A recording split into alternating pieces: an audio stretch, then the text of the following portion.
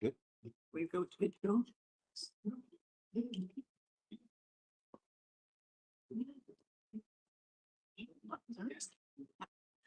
Okay, good morning, everyone, and welcome to the Eastern Region OCAL Clinic's annual hybrid Spring into Action event. My name is Laura Lazansky. I'm the LOC chair, and today with Sean McKinney, the president of the Ottawa District Labor Council, will be hosting the day's event. Just a couple things before we start. We just need to let people know that are in the room where the two exits are. There's one behind you and one over to the side, and the bathrooms are over to the right. Okay. All right. Did you? Yeah, and just hearing somebody's phone, I'm going to turn my phone off, and if others want to turn their phone off, I think would be appreciated. So I'll do the land acknowledgement. We recognize the two closest Algonquin First Nation communities, Kitigan Zibi and the Algonquins of Pikwakanagan. We also recognize that Ottawa is a gathering place for First Nations, Inuit, and Métis from across Canada. This land acknowledgement commits us to the original relationship we are building together based on friendship, based on peace, and mutual respect. We're committed to working towards meaningful reconciliation and collaboration with the host Anishinaabe, Algonquin Nation, urban Indigenous communities, and organizations. We recognize and respect the inherent Indigenous right to self-determination and self-government. Together, we aim to address both emerging and systemic issues and support Indigenous-led approaches. Thank you, Sean. So again, my name is Laura Lazansky. I am the local outreach chair for the Eastern Region OCAL Clinic, and just wanted to people to know that we work very closely with all of our 7 catchment area labor councils, but in particular with the Ottawa District Labor Council, who've been very gracious and generous with their time and funding for these events. Also in person today, we have Paula Hayes from OPSU from our LOC board, and he's retired from Algonquin College. Ben Trellinger from Renfrew Labor Council, Christopher Gervais from the Workers' Health and Safety Center, and then our other LOC members are online. Leanne Feltman, she's the vice chair, and David Chesney couldn't be with us today. He's the president and chair of the board. Aaron Smith from CUPE, Julia Lynch from the Kingston Labor Council, Kimberly O'Connell is here in the room with us, Eastern Region Executive Director, Tracy Feener-Snow, Occupational Health Nurse, Cheryl Baker, Client Services Coordinator, Holly Houston, Occupational Health Coordinator, Tanya Van Roon, Client Services Coordinator, Kate Witka, Science Translation and Community Outreach Specialist, and Tony Lee, Information Technology. And the reason I read all those names out is you need to know what wonderful staff that OCAL has, the kinds of specialists that we have supporting the work that is done every day through OCAL. So as we begin our forum, I'd like to introduce Kimberly O'Connell, who is our executive director. She will be filling in for David today because he couldn't make it.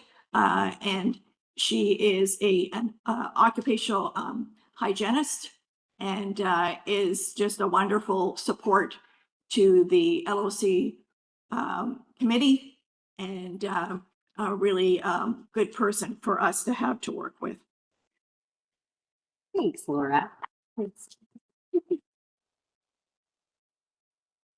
Thank you so much. I wasn't going to be up here this morning, but I really wanted to acknowledge David Chesney, our president and chair, our OCAL board of directors, who couldn't be with us today and would be here.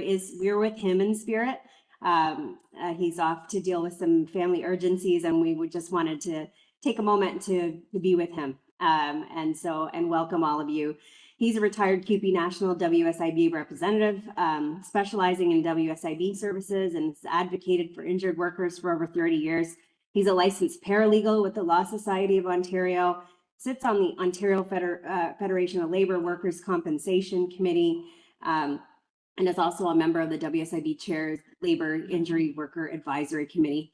And then finally, importantly, he's an instructor for Prevention Link with the Ontario Federation of Labor, and we're so lucky to have him.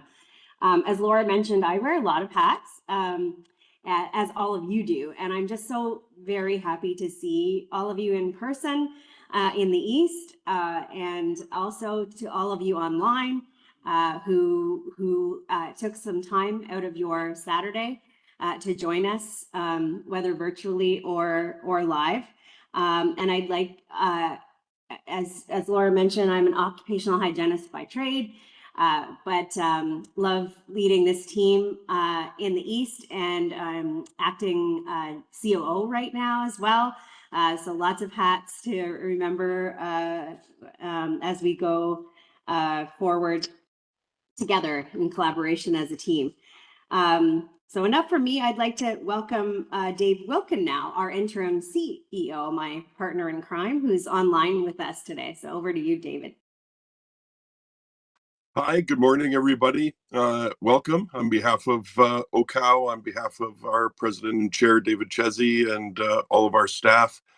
And thanks so much to Laura, Sean, Kimberly, and all of the other members of the LOC and OCOW staff who are participating today. As a former workers' compensation advocate for 25 years before I started working at OCOW 10 years ago, I know that especially those of you who are new to OCOW will be very impressed with everything that we have going on and that we have to offer you in terms of your activism with health and safety in the workplace, or fighting for workers' compensation claims for members. So have a great day. Thank you, Dave. Okay, a little bit of housekeeping, especially for those of you that are online. WebEx, if you're having any issues or questions, please contact Kate Witka through the chat. She'll help you. Please note that the session will be recorded. If you're having bandwidth issues, please feel free to turn your camera off, and you will be muted during the presentations, and then the mute will be turned on for questions. The chat will be open 5 minutes prior to the end of the speaker's presentation for questions, and you'll also have the option to raise your hand if you'd prefer, and that's probably easier for people in the room than online. I'll be monitoring the timing as we go along. And you should have received a link for the post-session evaluation. Please take the time to fill this out. It really is really important to us. It helps inform our next year's event, and we can just guess what kinds of things would be great for people to know. But as those of us that have been in the labor movement for a very long time, and I'm retired now, but I'm an old nurse, and I was a union staff rep for over 30 years. We need to realize that what we do has to meet the needs of the workers. So if you have things that you would like to see for next year's event, please let us know so that we can put that together. Everyone in attendance, whether in person or online, will receive a certificate, and that's new this year. There'll be a bio break for 10 minutes at 10 a.m. with an additional refreshment break at 10:47 a.m. And those of us that are here at the Carpenters Hall will get a tour of the hall. And then we need to be back promptly at 11:32 p.m. for the next speakers. So, John? Okay, Laura, thank you. Just before I introduce our first speaker of the morning, just a quick little sort of story for folks online and in the group that are gathered here. This is the Carpenters Hall, Local 93 Carpenters Hall. I am a longtime member, 48 years, 47-year member of the United Brotherhood of Carpenters, Local 93. When you go on your tour later, so those that are in the in the audience here and those that are online. It was about when I was about 11 years old, so 1971, 1972. My dad, who was business manager of the Carpenters Local 93 at the time, he wanted to stop off at the office, and he had some papers to drop off or papers to pick up, whatever it was. Anyway, so we dropped off. I hadn't seen his office before, but the office, so the Carpenters Local 93 training center, if you will, and building, what we're in now, was above a laundromat, was two offices, very tiny and dingy. So it's really cool. When I see this building, and they're putting on another addition, as folks are going to see later on, it really is something. This is probably one of the nicest buildings, union buildings in the whole of the country, in my opinion. And on that note, Carmen Tiano has been the Director of Occupational Services through the Provincial Building and Construction Trades Council of Ontario since 1997. Carmen has an MA from York University Economics, a diploma in regulatory law, and is a graduate of McMaster University's Occupational Health Program. Carmine deals with workplace insurance, health and safety, and is involved with various research bodies. He teaches regularly in the Disability Management and Health and Safety program at Pacific Coast University and presents at various conferences and seminars on occupational health issues. Privilege, for sure. I've known Carmen for a long time, incredible amount of knowledge. We'll talk a few times. I'll give him a call a few times a year when I have questions that are pertinent to labor law and health and safety. Carmen, come on up, brother.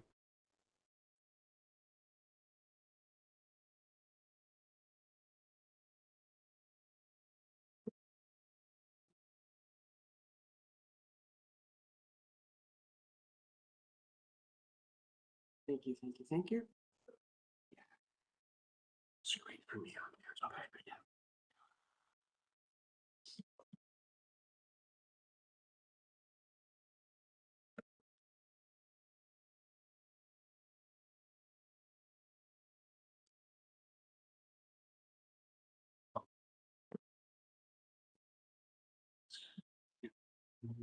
We can see it on here as well. Looks great. Okay, right there. That's it. Wait. Is it that one? This is the one right here. Yep. Wait, but can I have it full screen on here? Oh, I'm not sure. No? Okay. Let's make do then. Oh, okay. Yeah, yeah.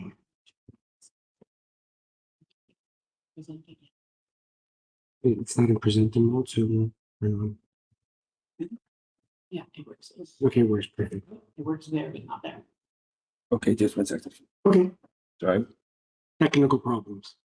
So anyways, maybe while we're figuring it out, kind of cool. This is the second time I've been asked to present here. And what the nice thing is, I think that OCal in many ways embodies the spirit of what our occupational health and safety system was intended to be. It wasn't intended for one entity to deal with prevention, health and safety. It was multiple parties working collaboratively together to get the best outcomes. But the funny thing, when I present and I go to different conferences and I bring up the fact of what is our health and safety prevention partnership? And I ask, do people know that there's occupational health clinics for Ontario workers? Do people know there's a workers' health and safety center? Do people know you have various research bodies like Occupational Cancer Research Center, the Center for Musculoskeletal, CREA-MSD. It's amazing. These bodies have existed for sometimes 40 years, but the people in the system don't know they exist. Moreover, some of the labor representatives don't know they exist. I know that some of the employer associations maybe don't know or don't want to know. So every time these type of seminars are put on, we always need to remember that on the worker side, there are partners that not only want to help the individual worker, but also want to make the system better. Now, on that point, some of you online and in the room are aware that Ontario is going to be going through its third iteration of its prevention strategy, 5-year blocks. Now, I would hope that the players that are creating this strategy have reached out to the various partners, OCal one of them, in creating the strategy. Now, to create a strategy, I think we need to know what are our actual dynamics and our numbers. So what I want to do, well, when I was first asked, well, Carmen, do you want to come back and present? I'm going, all right. Knowing that we're moving towards a prevention strategy, the third iteration, by the way, 5-year, knowing that construction is always in the news because let's face it, construction is a driver of the economy, multiplier effects economically, socially, and there's so much building going on. I'm going, well, let me give a presentation on what injury statistics and trends are actually in the construction sector. Because if we don't understand what the trends are in numbers, how can we put a strategy in place? So what I want to do is I want to go through injury trends. I know you're going, oh my God, numbers are boring. No, I think you're going to see some of the numbers really tell an interesting story. Then at the end, I'll recap where I think we should be going when it comes to prevention. So I believe some of the lessons learned I'm going to go through today have applicability in other sectors, all right? Especially when it comes to understanding the dynamics of numbers. Or how about if I just move it from here? No, still frozen. Sorry. I think it's me. Whatever I touch doesn't work. It's this Murphy, by the way. It's probably me. Okay, hold on. Let me just start this over. Okay. It was working fine before. Yeah, but Was that the old? oh, there's-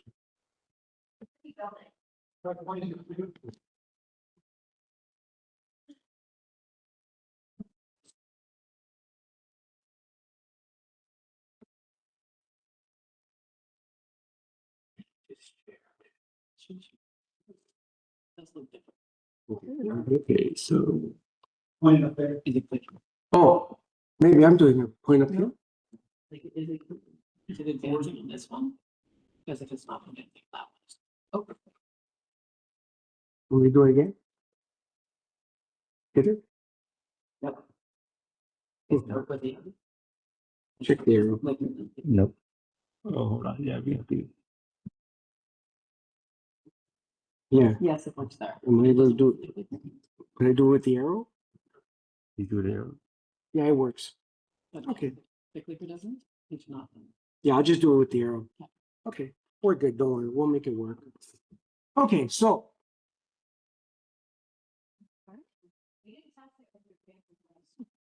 Yeah. Okay.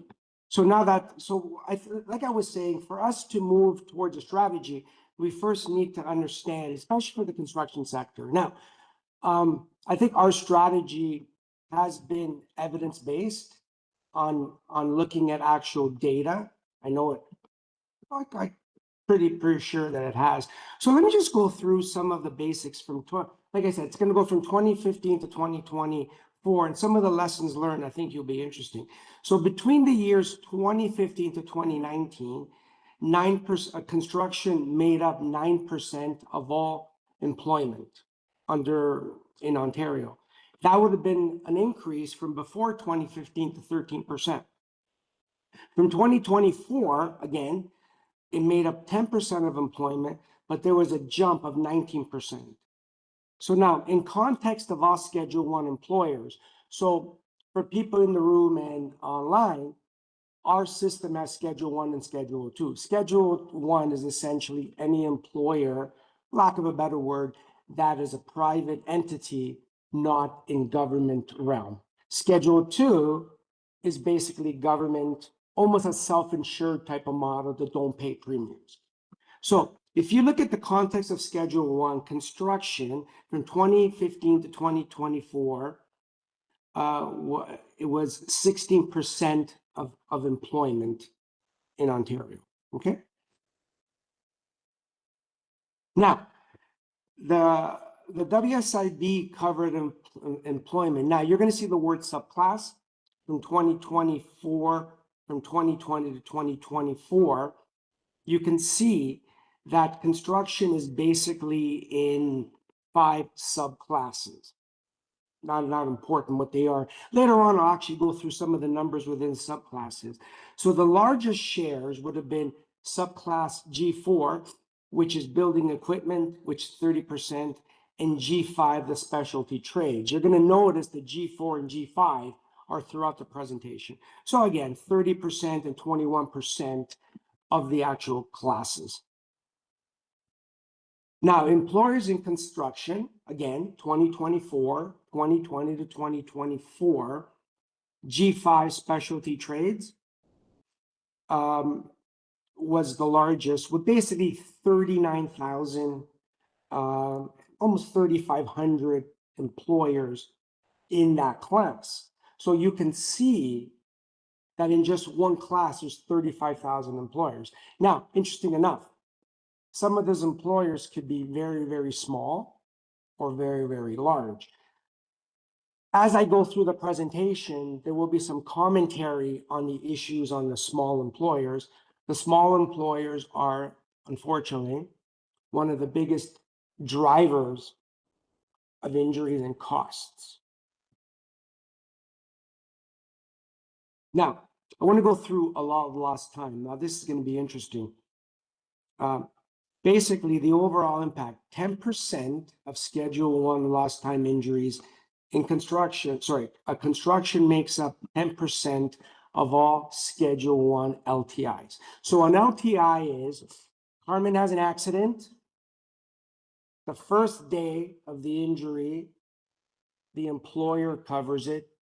The second day, Carmen doesn't go back to work, that's registered as an LTI. I will have commentary on LTI, no LTI, which some of the numbers are going to be a little bit interesting. So if you look at pre-2020, from 2015 to 2019, LTIs were basically up 13% above Schedule 1. So if you would compare construction 2015 to 2019 to the rest of Schedule 1, our experience was 13% worse. Now, post 2020, things kind of had an interesting trend. If you look at the years 2020, 2021, there was a plus 21%. But then from 2021 to 2024, there was a drop of 11%. Now, as a result, the injury rate from construction to the rest of Schedule 1 is basically slightly below average. So if you see numbers something like this, for 100, I think for 100 workers, the injury rate may be in construction 1.4. The rest of Schedule 1 may be 1.5. So that's interesting. That's very interesting, because that would take into account employers and workers, say in the regular Schedule 1, that have regular places of employment, sophisticated joint health and safety committees. But some of the construction sites are very small, non-mandatory joint health and safety committees. very short duration, very unsophisticated disability management, tells me maybe the numbers may be a little bit problematic, which I will explain later, okay? So now let's look at non-allowed lost time. This is interesting. So now, non-allowed lost time, 10-year claim breakdown, 2015 to 2024, 83% are allowed, 8% are denied, and 9% other are pending. So still, 83% of the claims are going through. Denied are 8%. That can just be initial entitlement right off the bat. The one that I find interesting is other pending 9%. Those are the ones that there may have been a form submitted, but then they were just abandoned. So in and out of themselves, to me, the 9% may tell a story. I just don't know what story it's really telling, right? So a file, something went in, but then it just sat in the abyss, all right? That's something that should be looked at. Now, let's look at again. Remember how I talked about the subclasses? The 5 in construction, allowed lost time by subclass 2020 to 2024. Building equipment, G4 is 27%. G3, foundation and structure was 24%. And then non-residential was 20%. Now, allowed no lost time injuries by subclass. Like the previous slide, G4 was 32%, G3 foundation services was 23%. And the top demographics, I think this is important, was between the ages of 25 to 34, which had the largest share of claims. That would have been 31%. So already right now, if we're going to be targeting any education type of services, where do you target? That age group. So that is something where that in and out of itself would allow us to say, hey, we got a problem here. We have injuries between these demographics. Let's move towards trying to put modalities in place to deal with it. Now, this is an interesting stat. So what I did was, I'm saying, okay, we know the LTIs. Let me look at all the subclass G, and let's look at the lost time claims. So for all G class, all 5, in the year 2024, there was 4,991 lost time claims. Those are the ones that Carmen has an injury on a Monday, goes to the doctor, doesn't go back to work on Tuesday, Wednesday, Thursday, or Friday. But look at the no lost time. Carmen had an injury on Monday, is paid for Monday, but goes back to work on Tuesday. That's a no LTI. 14,466. 300%. So what may be happening? I'm using the word may. I'm not going to say shall, may, is more likely than not, is that those workers have injuries. Some of them could be critical injuries. They're just being case managed to go back to work. And if you look at across all the various subclasses, you see the same story. The only one that may be in they're all bad. They're all bad. So you can see this in and out of itself tells a story. So again, if I would see something like this as a policymaker, some red flags should be being raised. Now, let's look at the nature of the injury. Remember how I said the stats are good? We're going into our 3rd iteration of a prevention strategy, 5 years plan. Let's look at nature of injury. So sprains and strains make up 36%. Top cause bodily reaction exertion, that's 69%. Most affected, again, 25 to 34. This numbers showed up before, didn't it? Now, the recent trend, 2%, it's been down since 2022 after a 30% spike in 20 to 2022. So there's been, 12% decrease. Now, fractures make up 15%, but the top cause are falls, 56%. Big one. Now, part of the body, let's look at the most common lost time injuries, 2020, 2024. Upper extremity, 24%, and lower extremity, 24%. They're basically even. Now, lost time injury by age group. This is interesting. 2015 to 2024. Highest risk, again, 25 to 34, 29%. Then ages 35 to 44. Young workers, age 15 to 24, 16%. And it's been declining.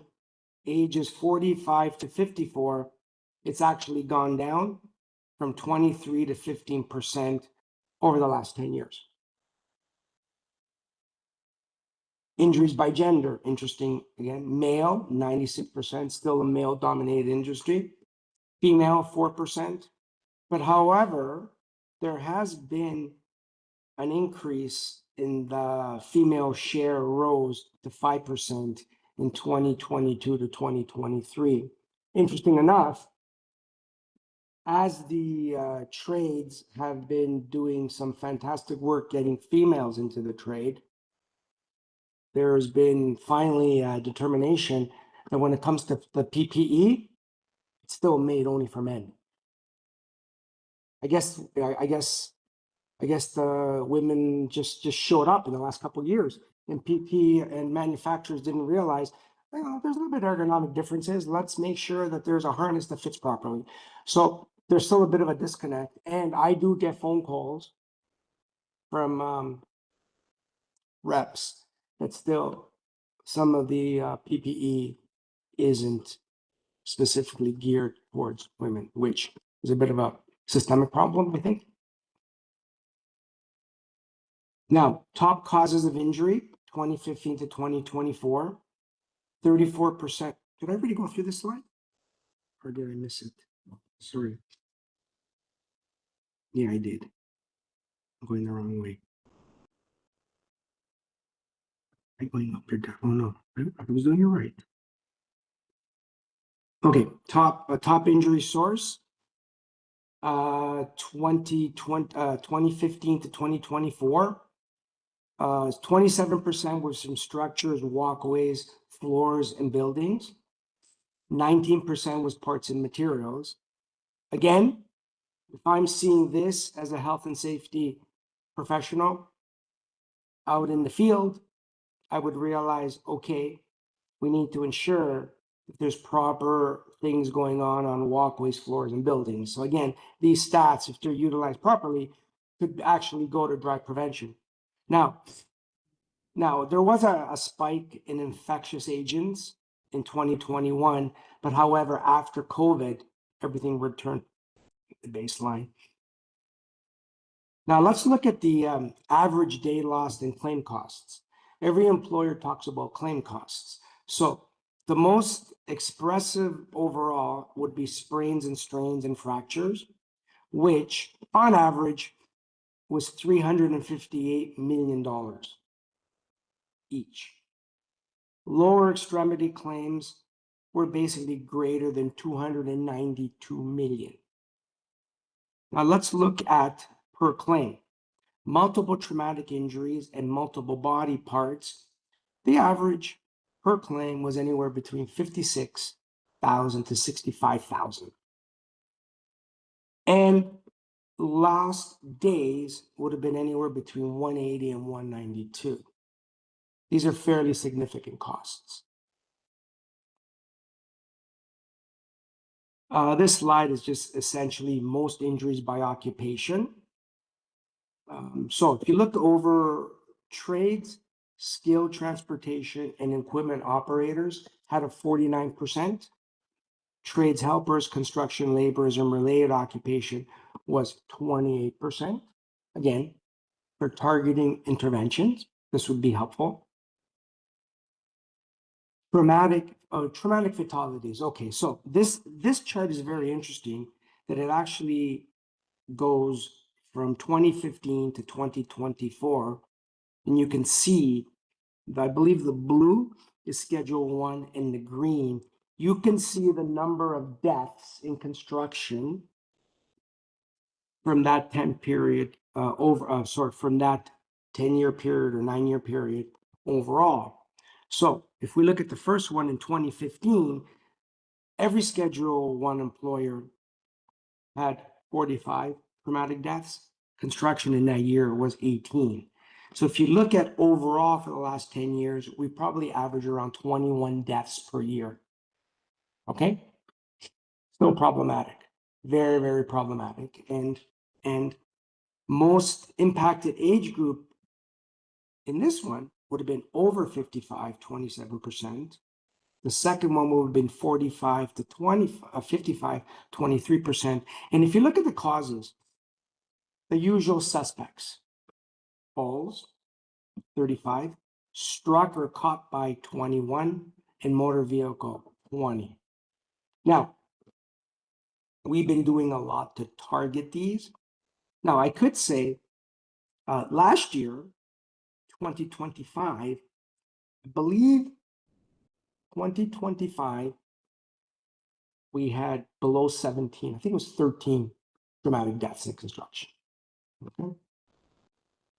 Now, to me,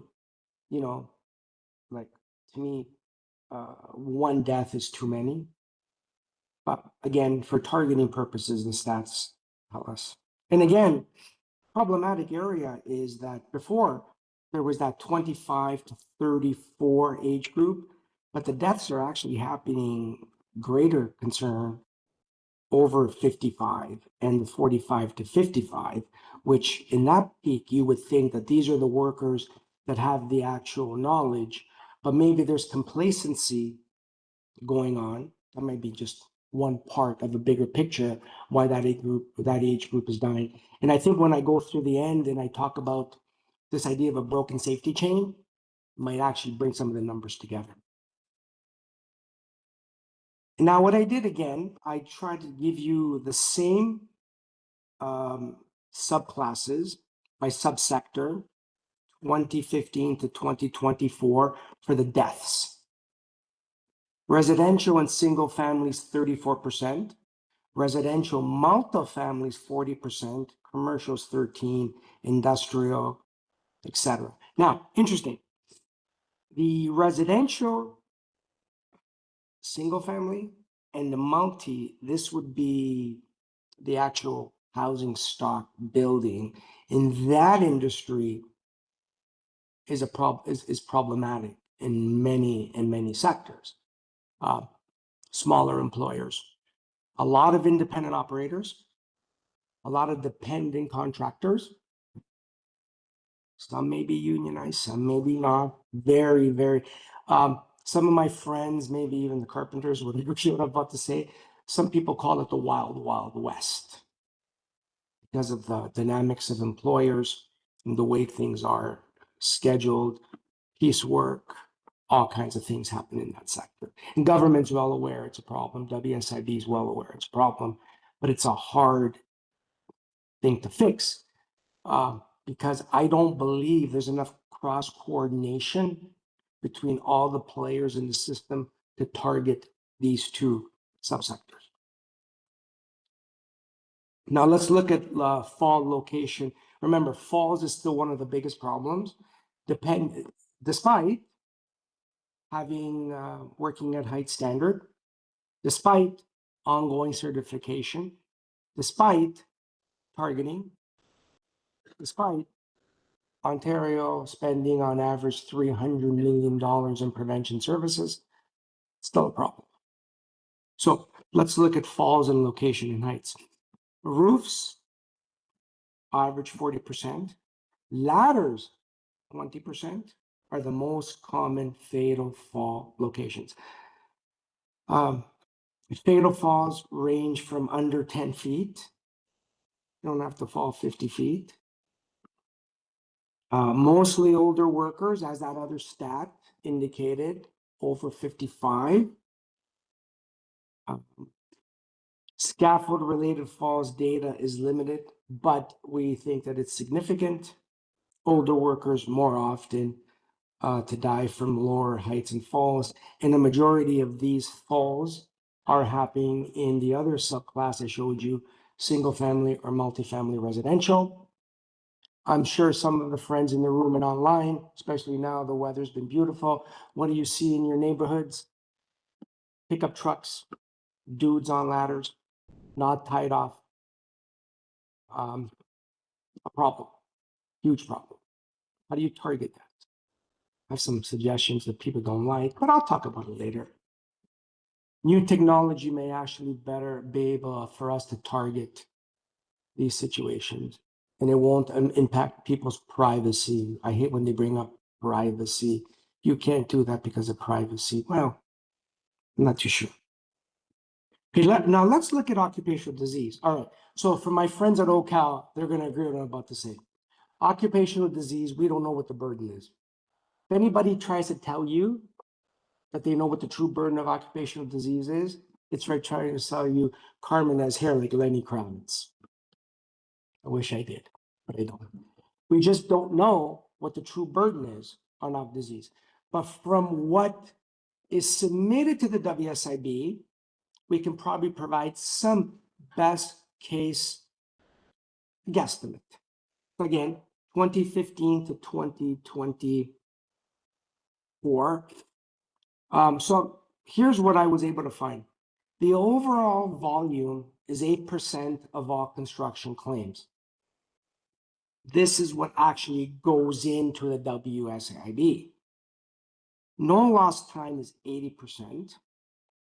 Acute exposures effects is 68%. So what it means is this. Carmen is working at the federal parliament buildings.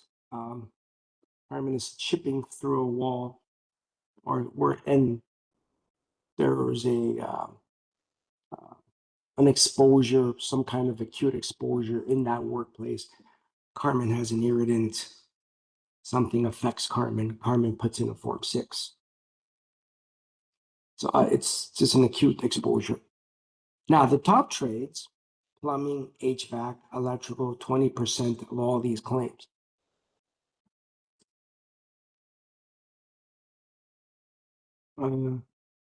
Now, the occupational exposures in construction, OCal would be, this is just a multiple list.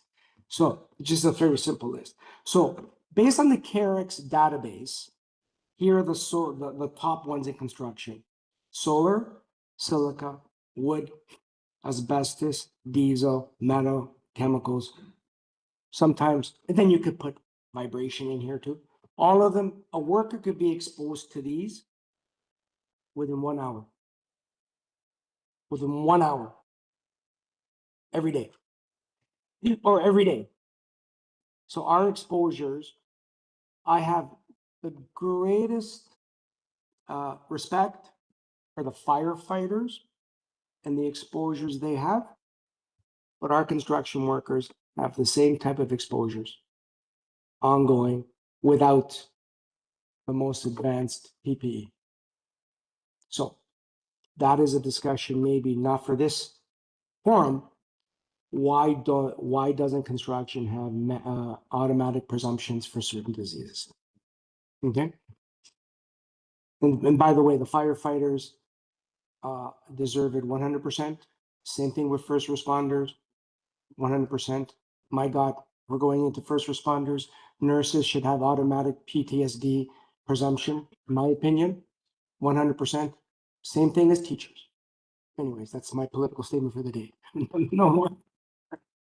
So understanding the scope, if we look at the scope of what we know based on the science and what's submitted, about 3,000, sorry, this is what Professor Paul Demers did in a fantastic report that came out probably around 2019, 2020, commissioned by the government to the WSIB. About 3,000 new cancer cases each year in Ontario are linked to workplace exposure. However, only 400 compensation cases are filed annually for occupational cancers.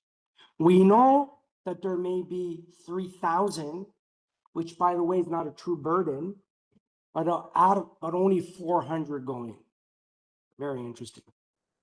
This gap shows challenges in the detection, recognition, and reporting. And the challenge is not only on the worker side for not putting in the claim. That's easy, blame the worker. But there's also a challenge in the medical practitioners to ask specific questions why they're not advancing the claims.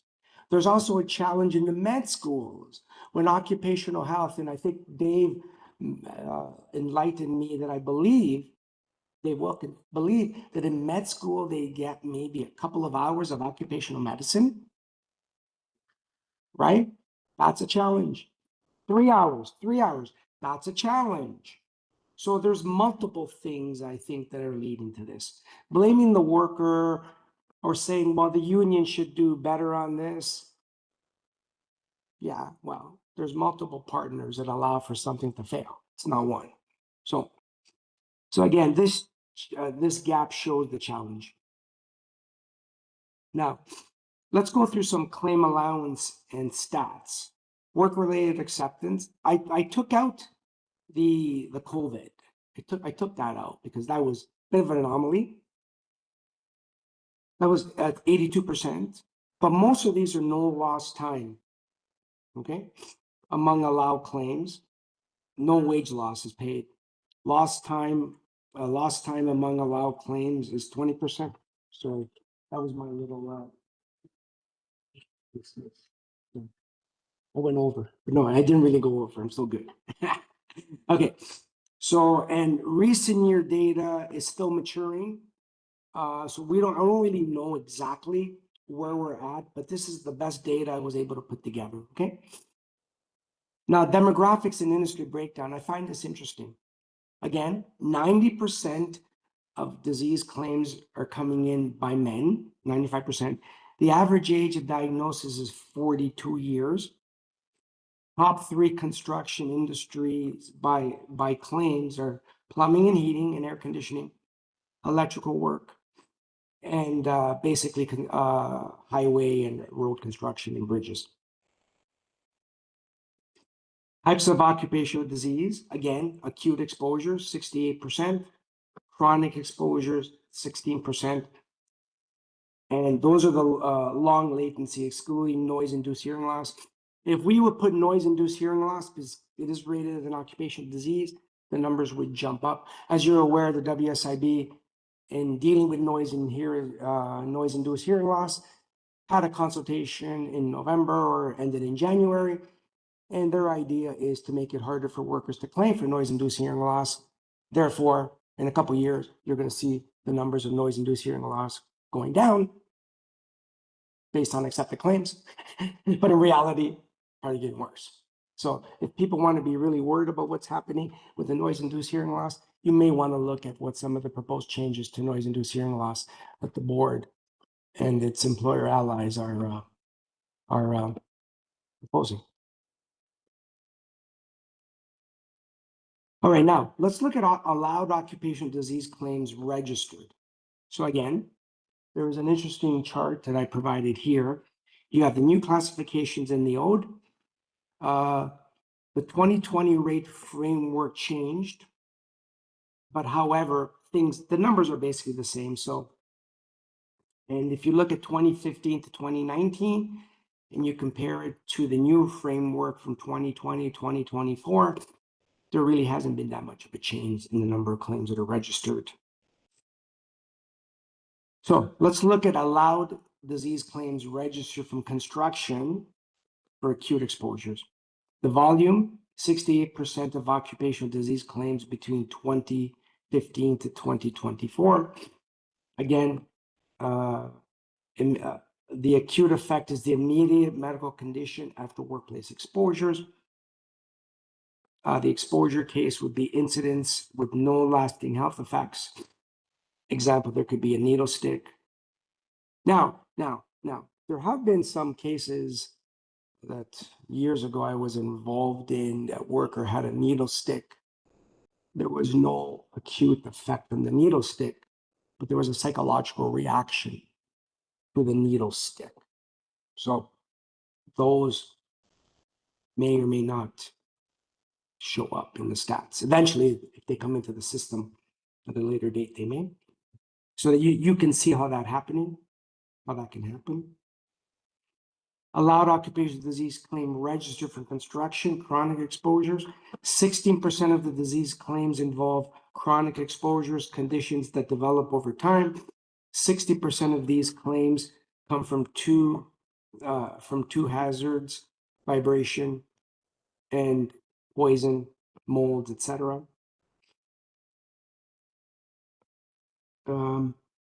Again, let's look at the long latency. The share of the long latency claims are 6%. Average age of diagnosis is 71. Lost time minimal. Most claims do not result in time off work. And also most of the lost time, these workers over the age of 71 aren't working. Okay, they're considered non-earners and there's no entitlement to benefits. Construction exposure incident reports. These are the incidental exposures that go into the WSIB. What they are, reports of unexpected exposures. The annual volume on average is 450 reports submitted each year. Top hazards. Again, if you look at 2015 to 2024, as asbestos account for 64%. Now, essentially, these are, like I said, Carmen's working somewhere. He has an unexpected exposure to lead, to asbestos. He fills in the form. It goes somewhere to WSIB, and if there is a problem in the future, the WSIB may look at it and see. But that one exposure very rarely would cause the worker to have the adverse health effect or the malignancy in the future. More likely than not, that worker has had multiple exposures over multiple years, and frankly, for certain cancers, yes, asbestos is the go-to, silica, but I believe that I look at the whole combination of exposures that will lead to this adverse health effect, and I think that's how OCal does it as well. So that's basically the construction. Now, some of you are aware that the ministry has embarked, I guess, I give them A for effort for trying on this new exposure database that workers can go in and start documenting their own exposure. Multiple problems with that. Personally, what I would have liked to see, if you want to actually improve the occupational health of all workers, or say if we just target construction to begin with, let's go back to the way it was before 1995, when the ministry would go out and do air sampling across multiple sectors. You had this database, the Ministry Exposure Surveillance Unit, the MISU. So we were able to go basically sectors in all of Schedule 1, excluding mining did their own, and we would see what the exposures were on big sites, small sites. So you had a database. Then maybe construction would have to have the old mining master file that was in place from up until 1982 or whenever, that would have documented exposures. Just having a voluntary exposure database, I don't think will do anything to improve A, the acceptance of claims, B, the prevention of those claims. But anyways, That's maybe for a bigger discussion. All right, so let me just go through I'm going to go through summary of injury statistics and areas of concern. So here's basically the summary. 9%, construction is 9% of WSIB in Schedule 1. Sector employment was up 13% since 2020. And the top subclasses are G4, which is 30% of the sector employment. Type of claims, sprains and strains, 36%. Its upper and lower extremity make up 24%. OD is 8% of all construction claims over this period of time, with more likely than not a higher burden. Remember, 3,000 cancers that may be linked to work, 400 claims on average. Construction would be on average 8% of that 400, knowing that our exposures are multiple, additive, and synergistic. So always keep that in mind. Again, for policymakers, these are the type of things I would be looking at targeting. No, lost time versus lost time. Construction accounts for 10% of all WSIB Schedule 1. Lost time injury increased pre-20, but then started to decline. Construction injury rate now is lower than Schedule 1 on whole. However, considering small employers, the continuous increase in critical injuries, the deaths over 10 years, some of these numbers may need a more thorough review. Lost time versus lost time. This tells a story. Lost time injury claims outnumber lost time injury by 3 to 1. Remember how I showed in 2024, roughly 4,990 something claims went in an LTI across all the rate groups. Almost 15,000 were no lost time. So this pattern has remained consistent over the past decade. But it may tell me that there's an illusion of safety. So areas of concern. Declining lost time injury rate do not necessarily reflect reduced exposure to risk. Tells me that maybe what's been happening is to maximize an employer's ability to get money back, not under the old experience rating, just to get money back in whatever new model has been created. There's been more of an increase in case management. So these injuries that are no lost time may be critical injuries being investigated as critical injury, but because Carmen's claim is managed and he gets back to work, they show up as no LTI. High volume of no lost time claims suggest the illusion of safety. In a strategy targeting, we need to look at that. Injury severity may be marked by claims classification, particularly in mass by claim classification, particularly in high risk subsectors. These are all things that I believe need to be looked at. Now, there's also the safety and there's also this whole idea of, I phrased it as safety and accountability gaps. General contractor holds the site-wide occupational health and safety accountability. Safety duties are non-delegable. Basically, the oversight cannot be constructed away. Employer can include firms that contract or subcontract. So the farther the safety risk moves from the general contractor to the subs, there's a belief that there's less accountability on the general contractor. That's wrong. There's also poor supervision in and out of itself. So the farther from the chain it gets, the more chances of things breaking down. There's also this idea of workplace dynamics driving risk. Name hiring could be a problem. If you're name hired off a union hiring hall list outside of the Toronto area into residential, does Carmen want to be blackballed? Is Carmen going on a residential site knowing he's being name hired? All the employers know each other. Do you think Carmen's going to bring up a health and safety risk? Probably not. The idea of Phoenix employers having multiple companies shutting one down, then all bidding under another job is a problem. Obscured ownership.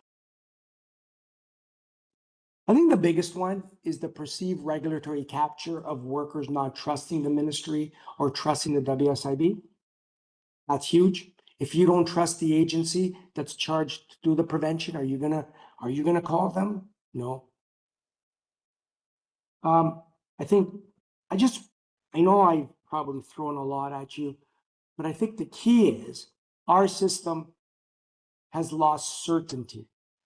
When there's uncertainty, workers do not want to engage with any party, and that has bad ramifications for any strategy going forward. Thank you.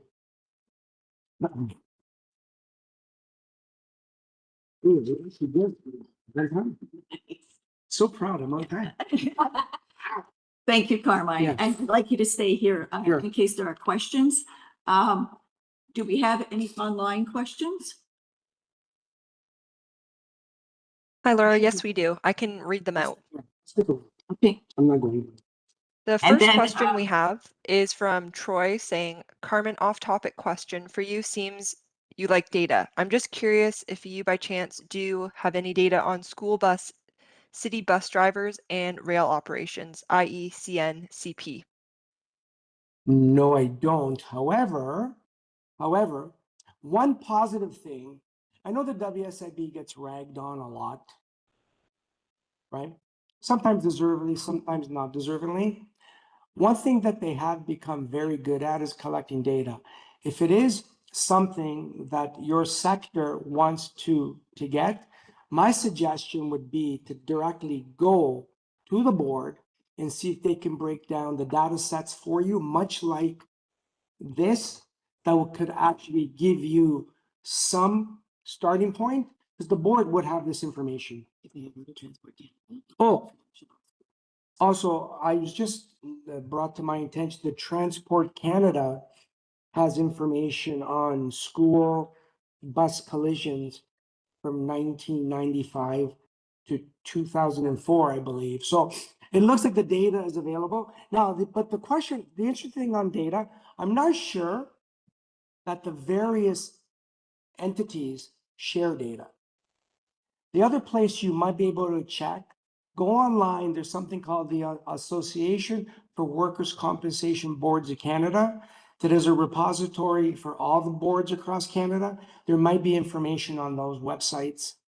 Now, if you want, get a hold of me offline. I think OCal probably somewhere you can get my email and let me know specifically, and maybe I can snoop around for you and see what I can find.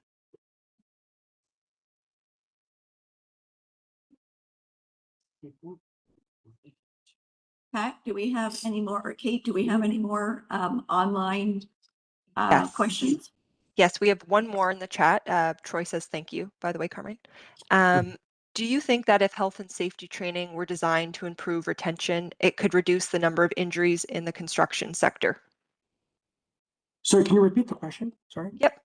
Do you think that if health and safety training were designed to improve retention, it could reduce the number of injuries in the construction sector? Fantastic question, whoever asked that. Well, I think there's some fantastic work being done, and basically my good friend Richard Hayter brought it to my attention. There's some great work being done on neurodivergency and with Dr. Virginia Cabigo, and she's done some work with the sheet metal in Ottawa to revamp the manner in which they deliver their apprenticeship training. Simple accommodations, i.e. setting up the room, minor things have actually led to a positive outcome for workers to that may have not neurodivergent, in their backpack of life, there's something going on that affects their ability to learn. They learn, but in a different way. So this work has done it.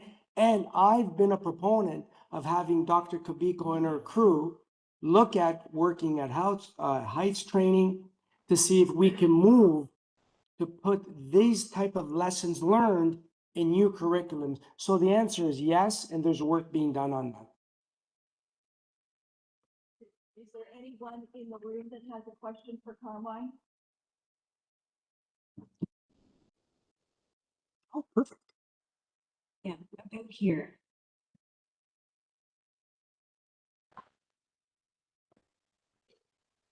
Thomas, 18 Oh, sorry. When we look at this presentation. Yeah. Seem to focus on construction. Yeah. One must understand that we need a place to live, work, and we all need roads to drive on. So if we take care of our construction workers, maybe we'd all be better off. Yes, that's very interesting observation, and I agree.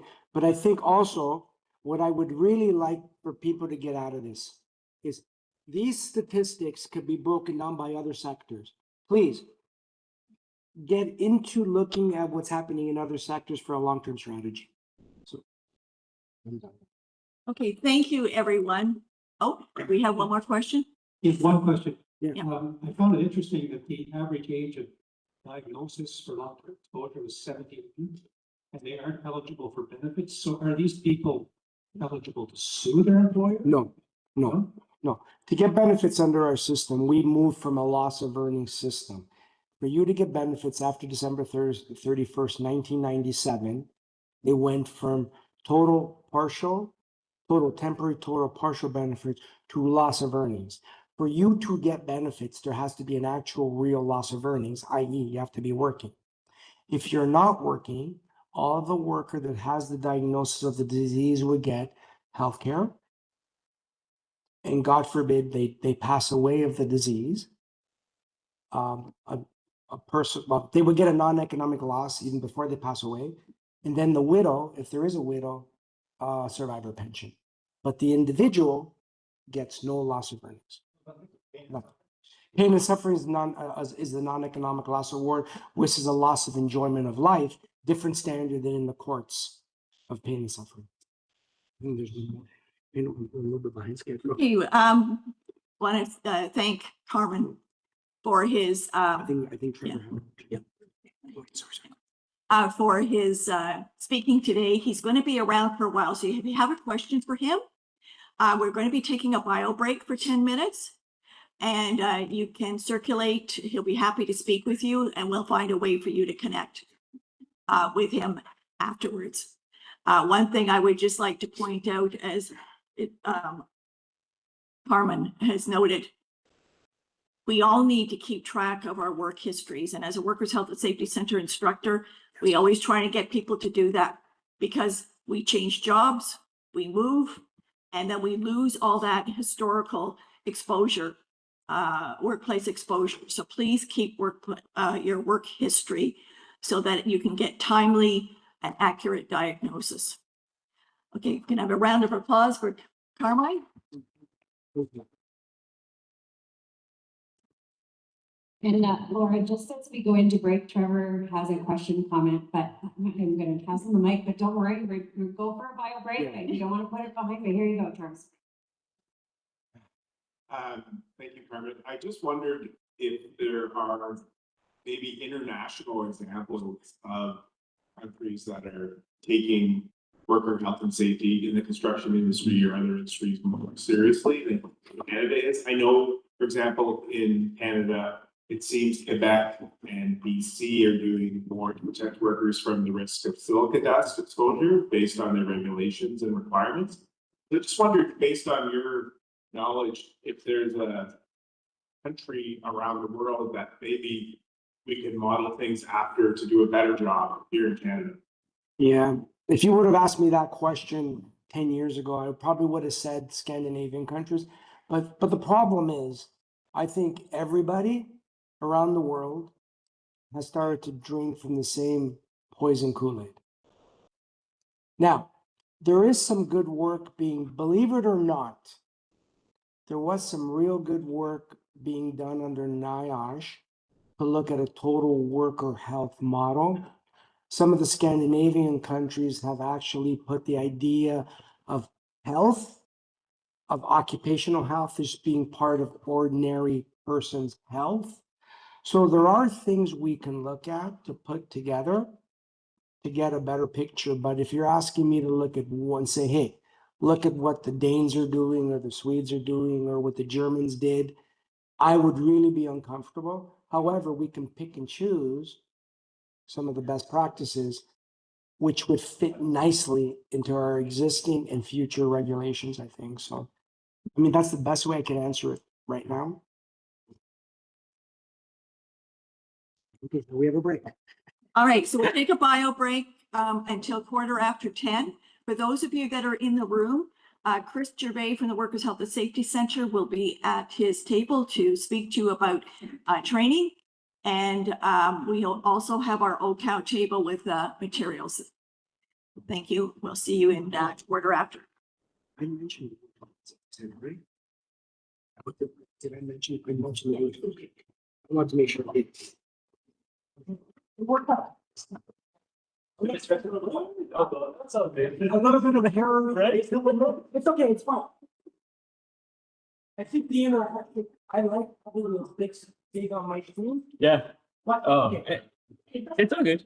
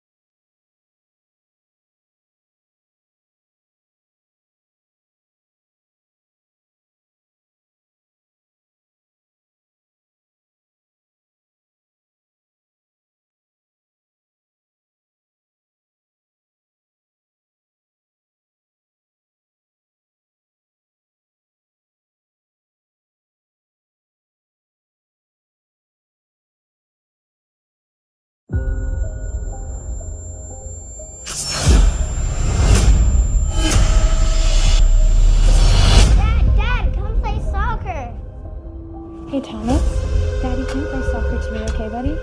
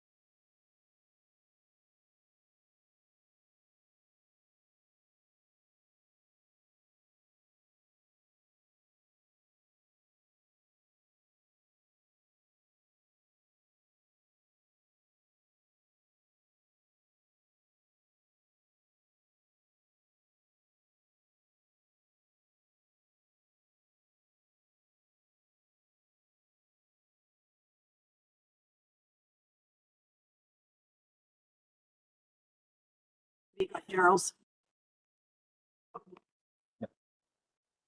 Hello, everyone. We're back. And I'm going to introduce Paul LaHaye. He's on our local outreach committee. Paul's retired from OPSU at Algonquin College, and he's going to introduce our next guest speaker.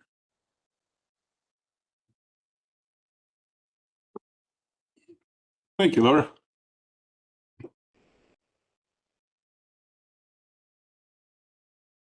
I'd like to introduce Dr. Daryl Stevenson. He's a ergonomist, and he's going to be speaking on the ergonomic hazards of driving and participatory ergonomics. Dr. Daryl Stevenson, PhD, CCEE, OCAL, ergonomist, graduated from the University of Windsor in 2008 with an honors Bachelor of Science degree in human kinetics, with specializations in the field of movement science. In 2011, he graduated from the University of Windsor with a master's degree in the field of exercise physiology. Daryl also played professional football with the Canadian Football League from 2008 to 13, winning the Grey Cup with the Saskatchewan Roughriders in 2013.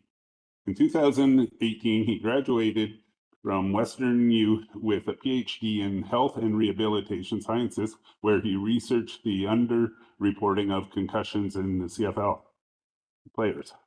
Daryl is recognized as a Canadian certified professional ergonomist through the Canadian College for the Certification of Professional Ergonomists and is a member of the Association of Canadian Ergonomists, ACE.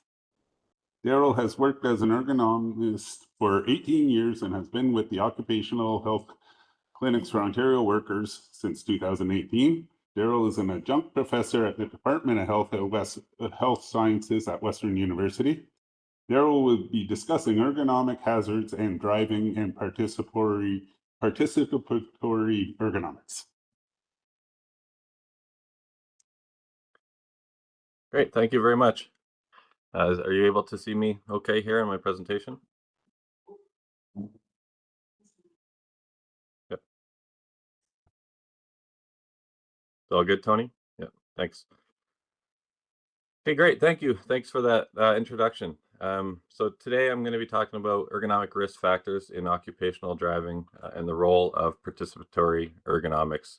And it's going to have a lot of crossover with other different sectors in ergonomics, and you know, certainly the participatory aspect is very important and transfers over well to other areas.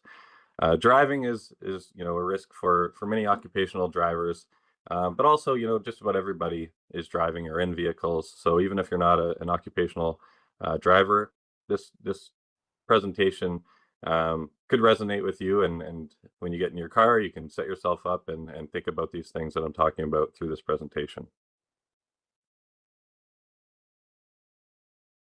So when we talk about ergonomics, people often think about offices or manual work, and driving is often kind of an overlooked ergonomic exposure. For many workers, especially field-based roles, the vehicle just isn't transportation. It can be a workspace. It's where planning happens, things like service calls, job site hopping, hauling tools, filling out work orders on the truck, or doing paperwork and computer work for many. The challenge is that vehicles are designed primarily for driving, not really for sustained sitting, vibration exposure, or secondary tasks like typing or reading. So these exposures really often aren't captured in traditional workstation assessments, as they may not be part of the core job tasks. So driving, really, we want to think about it as part of your work, not just downtime between tasks or commuting time. So I'll briefly go over MSDs in these next two slides. So one of the most important things to understand about musculoskeletal disorders is that they don't usually happen all at once. Most MSDs develop gradually through things like repeated exposures and insufficient recovery. So traditionally, we've taken a reactive approach to these problems, and we act once someone reports significant pain or needs treatment or they can't do their job anymore. But a more proactive approach focuses on recognizing early warning signs and acting before someone reaches the final injury stage. Early indicators, you know, might seem minor, something like reporting discomfort or needing frequent breaks or starting to rely on braces and supports. And none of these mean that someone is injured, but they do possibly mean that the body is struggling to cope with these exposures. And often as an ergonomist, I get called in after pain has developed into an injury. So often I come in and I say, you know, what's been going on? How come I've been called in? And they say, well, I've been having neck pain working in this position for the last year or so. I've been to a doctor, I went and got massages, I got physio, and eventually they said, well, why don't you look at what your work is doing to you and see if the problem is there. So we want to try to do that initially when the jobs are being set up, when you're first starting to feel any sort of minor pain or any sort of symptom. So this slide is about the big picture of how musculoskeletal risk develops. So MSDs rarely come from just a single cause. Instead, they emerge when multiple low to moderate risk factors act together over time. So things like posture, force, vibration, repetition, and psychosocial demands don't, operate in isolation. When they overlap, and when recovery is definitely limited, their effects can compound. So that's why we often see discomfort or injury, even when no single exposure looks severe on its own. So risk is really about the combined exposure and duration, not just one bad factor that you have to take care of. So low risk factors done for a long time can be just as problematic as high risk factors done briefly.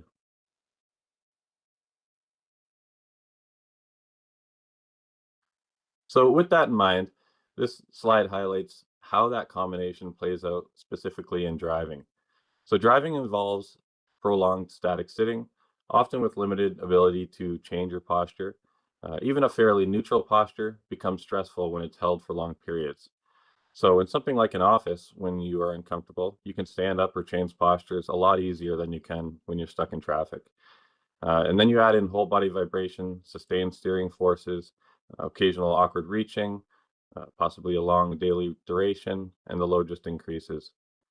So we also can't ignore the contextual factors like traffic, time pressure, temperature, productivity demands, which raise muscle tension and reduce recovery. So each of these factors might seem modest on its own, but together and repeated, day after day, they can create a meaningful risk.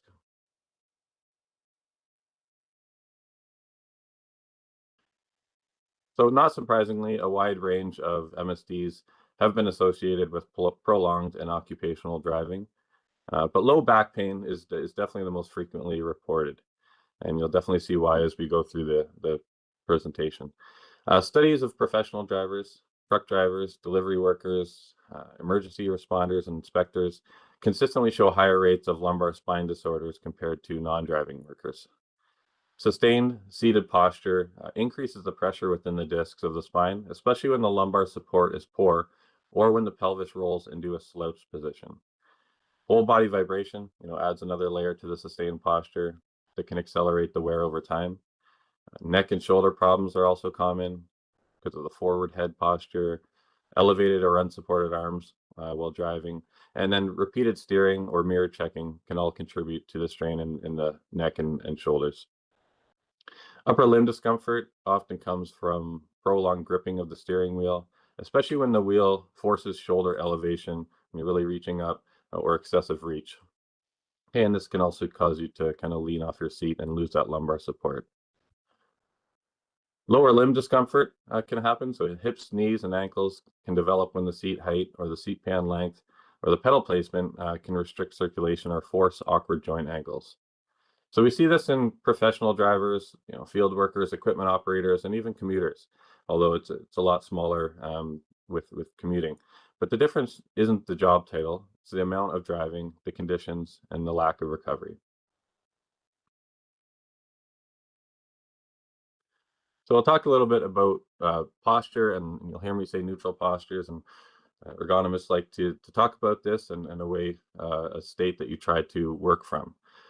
So in ergonomics, we often talk about these neutral postures. You'll hear me talk about this throughout the day. And neutral posture refers to positions that place the muscles and joints and bones in their most balanced and natural alignments. In this position, the body requires less effort to maintain posture, which reduces strain on the muscles, ligaments, and joints. So we can see the picture in the middle of the screen here with the wrist strength. And I like to show this one because it's very straightforward. When your wrist is straight and in a nice neutral posture, you have that 100% of strength. But when it's extended or flexed, you start to lose your strength, and you have to work harder in those positions to maintain them. So for driving, neutral posture means that the spine is supported in its natural curves.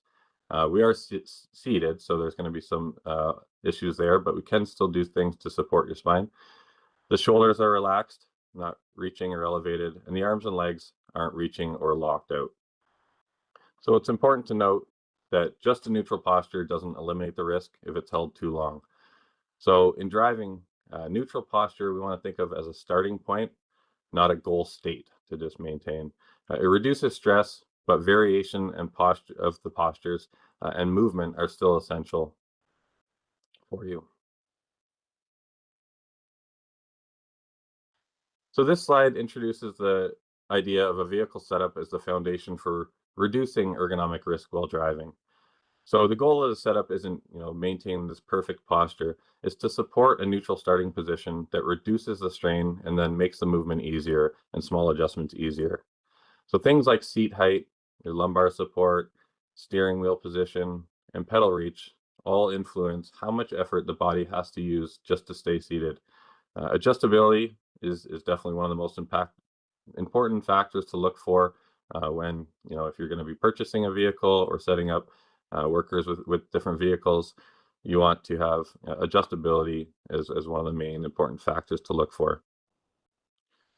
And that can come with the seat itself, having different adjustments, lumbar adjustments, seat height, seat depth, and also the steering wheel is one very good one that I've seen, where you can have the telescopic steering wheels that come out and in farther, and that's going to allow people to sit back in their seat and get that full lumbar and back support. So when the setup is poor, people compensate. They slouch, they reach, they shrug the shoulders, or they start shifting forward in the seat, which increases the physical load over time. So think of seat setup as risk reduction. Even with vibration, sitting upright with good lumbar support helps your body absorb the forces more, like an engaged suspension system. But when you slump over into a C-shaped spine, that system disengages, so making you more likely to bottom out with the lower back taking most of the hit. So this is a little more detailed, and this slide gives more of a practical self-check for setting yourself up in your vehicle while driving. So starting with the lower body, and I like to start from the ground up in these type of assessments with vehicle assessments and office assessments, making sure that your seat is in a good posture, and I like to work from the ground up. So starting with the lower body, your feet should reach the pedals without lifting or sliding the hips forward on the seat. And then the seat should support most of the thigh without pressure behind the knees. So there should be a couple finger gap between your calf muscle there and then the seat edge. If the seat edge is pushing into your leg, most people will start to sit up on the seat and not get that full back support. For the seat and back, the focus is support rather than sitting rigidly upright. So a backrest angle of roughly 100 to 110 degrees tends to reduce the spinal loading, with the lumbar support fitting in the natural curve of the lower back. And I like to have people reach behind them and really feel that lumbar support and where it is, and then see where their back collapses out when they sit with no support. And that lumbar support should fit right in that curve and just support it as you're sitting back. You shouldn't be pushing out on it too hard, or you shouldn't be lower or too high. It should feel like as soon as your back goes to collapse out a bit at the bottom, it should support you right there. In the upper body, the shoulders should be slightly behind the hips. Again, that promotes the use of that lumbar support. And arms should stay close to the sides with a slight bend at the elbows. If you're reaching or shrugging, the wheel position likely needs to be adjusted. But you do have to keep in mind, the airbags and what the manufacturer says about being a certain distance from those. For the head and neck, the goal is alignment. So ears roughly over the shoulders, with the head restraint close enough to provide support for the head if needed without pushing the head forward. And this isn't about locking into one correct posture. It's about reducing the extremes and then making small, frequent posture changes easier during the drive. So when possible, changing position while driving can make a meaningful difference. That might mean subtle shifts, such as repositioning the pelvis, adjusting the steering wheel slightly, or changing hand positions. One other simple strategy is adjusting the seat tilt a notch forward or backward every 30 minutes or so. This slightly alters the posture and the direction of the vibration, which helps reduce localized fatigue. So thinking about it as, the body is taking this vibration from the seat back, from the vehicle itself, and we want to alter the direction of the vibration going through your body every once in a while so that it can spread out the area. So one of the most overlooked injury risks also is getting in and out of the vehicle. Repeated twisting, stepping down awkwardly, or jumping out after long drives can load the spine and hips and knees and the tissues when they're already stiff. Breaks matter, even very short ones. If you can, getting out of the vehicle just for 5 minutes or a couple minutes just to walk, stretch, use your body dynamically and get that blood flow going helps restore circulation and gives tissues a break from all that static loading. Another one is if you look at that bottom right picture, the ulnar nerve, and that goes through an area right on the inside of your elbow. And you see people driving a lot with their elbows up on the window, and just be careful. Resting your elbow on the window or door while driving can compress that ulnar nerve, increasing the pressure and vibration at the elbow and leading over time to numbness, tingling, or weakness in the ring finger and little fingers. So try to avoid prolonged elbow support on hard surfaces.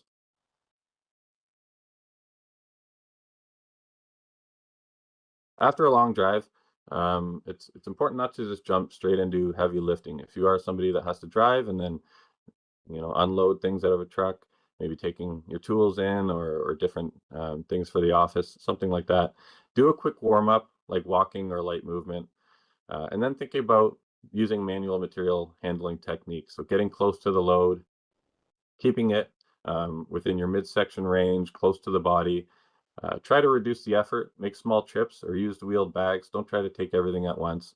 And then organize the trunk so the items don't slide deep where you have to reach far into them and bend. And there are little gates that you can have and little mesh gates and things like that that keep the items more towards the back of the trunk. You know, every little bit is going to help on these long days. And these pictures show a few different techniques that you can use. Hinging at the hips and using a golfer's lift, like the picture on the left there, can reduce low back loading when reaching far into the trunk, or maybe just picking an item up that you dropped on the ground or something like that that's not very heavy. Using that leg to go back can really help with that. You can also bring a knee up to give you more support and just give you another pivot point for the force. Again, trying to keep your back straight while working. So there are a number of products marketed as ergonomic driving aids, things like lumbar cushions, steering wheel grips, seat cushions, and I see these a lot more in vehicle assessments than I do in office assessments. And I think one big reason why is in an office, you know, most of the time if your chair is not working, you think about getting a new one or a different one with better features. People still do definitely put these on there, but in a car, it's much harder to change your seat out. You know, you're more likely to get a new car. And so these attachments I see are quite common. And some of these can improve comfort, but they may not reduce the main risk factors that we've been talking about. So things like your posture, vibration, duration, lack of movement, and they may even increase the risks if you use them improperly. So the key here is that they fit and support your body dimensions. So sometimes adding, you know, a seat cushion can push your lumbar spine up above the car seat's built-in lumbar support, and I've seen that happen. Or the lumbar support cushion is so big that it creates awkward arching postures in your back and pushes you towards the edge of the seat. So having a steering wheel that fits your hand and has good grip is important. It's too large, basically too large or too small is going to increase the forces that you use over time.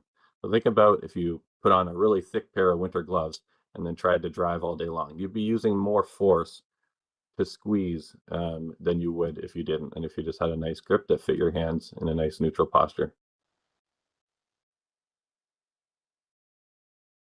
So up to we've been talking about, so up to this point, we've mainly been talking about driving itself, but for many workers, the vehicle just isn't transportation. There can be workspace for additional tasks that they have to do.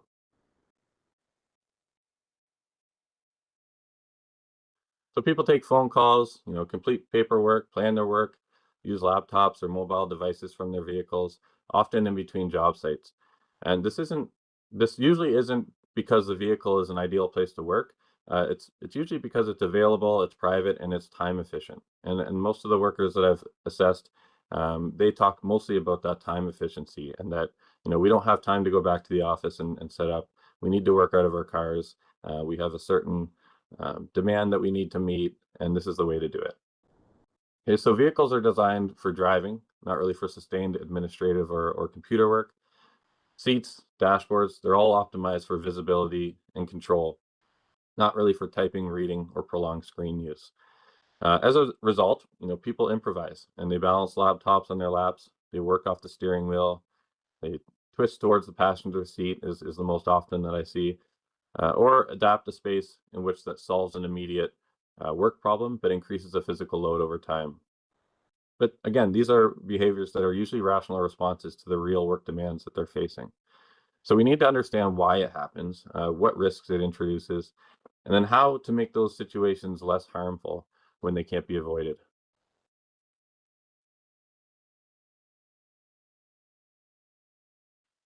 So one of the most common issues that we see is the static and awkward postures. So people twist towards that passenger seat, again, leaning over the laptop or slouching, as the space simply doesn't allow neutral positioning. Unsupported arms are another major problem. When typing on a laptop or using a tablet, balanced on their lap or the steering wheel, the arms are held up by the shoulders rather than having any support by the seat or any armrests. This leads to rapid fatigue in the neck and shoulders. There's also neck and eye strain. Screens and paperwork are usually positioned too low, from what I find, causing prolonged neck flexion. Then we add in glare or poor lighting and people unconsciously lean forward even more. So the vehicle itself makes things worse. The limited adjustability, the cramped space, dealing with the weather conditions. You might have to deal with heat or cold and how well your car can deal with that, your vehicle. And then visibility issues, they all increase muscle tension and reduce tolerance for discomfort. So what's important is to recognize that many of these issues can't be fully resolved with just generic ergonomic guidelines. Vehicle types vary, body sizes vary, tasks vary, the time pressure varies even between people with the same job. And that's why purely prescriptive approaches fall short, and why solutions have to be adaptable, context specific, and informed by the workers who do the job every day. So there are a lot of attachment devices and supports out there for working from a vehicle, things like lap desks, mounts, brackets, trays, combinations of these. It's important to see if the device would actually work for the work that you're doing. So any device should help you get closer to neutral postures and support you while you're working. Just because a laptop is resting on something doesn't automatically make it a good setup. Typing on a laptop in some of these positions for prolonged periods would not be suitable. So a setup, might be tolerable for a few minutes, but it can become a problem if it's turned into a regular or prolonged task that they're doing. So some people choose to work out of the passenger seat or the back seat, especially when they need more room for a laptop, paperwork, or equipment. In some cases, this can be less awkward than twisting across the driver's seat, particularly if it reduces a strain or sustained rotation of the spine or shoulders. But there are trade-offs. Passenger and back seats usually are less adjustable than the driver's seat. So things like lumbar support, seat height, tilt options are often very limited. The space can be also restricted by other stored equipment and tools and things like that. So it's not necessarily a better option, but it can be a good one to incorporate into your routine. So like most vehicle-based work strategies, the value comes from variation. If someone alternates locations, limits the durations, and adjusts posture when they switch, they can often reduce the overall exposures.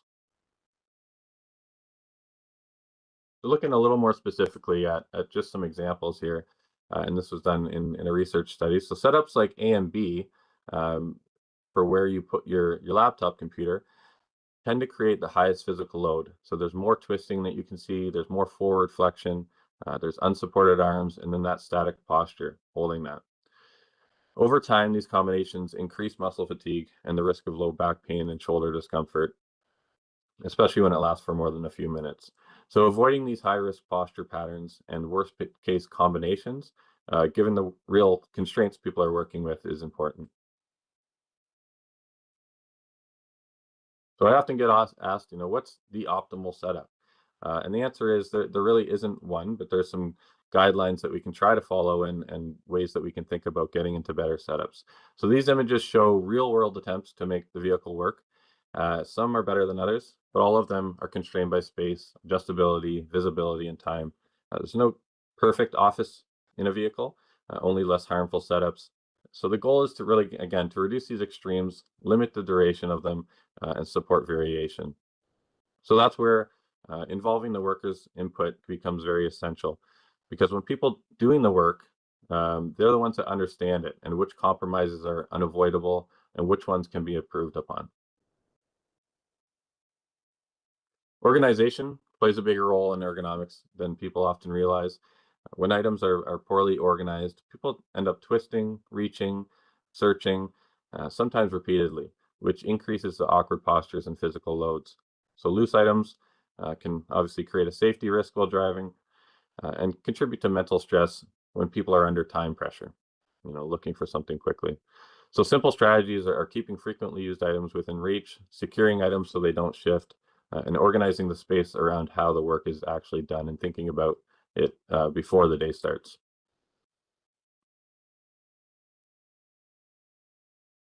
So there are also a number of technologies used with vehicles now, voice-activated systems, voice-to-text tools, connectivity and power options.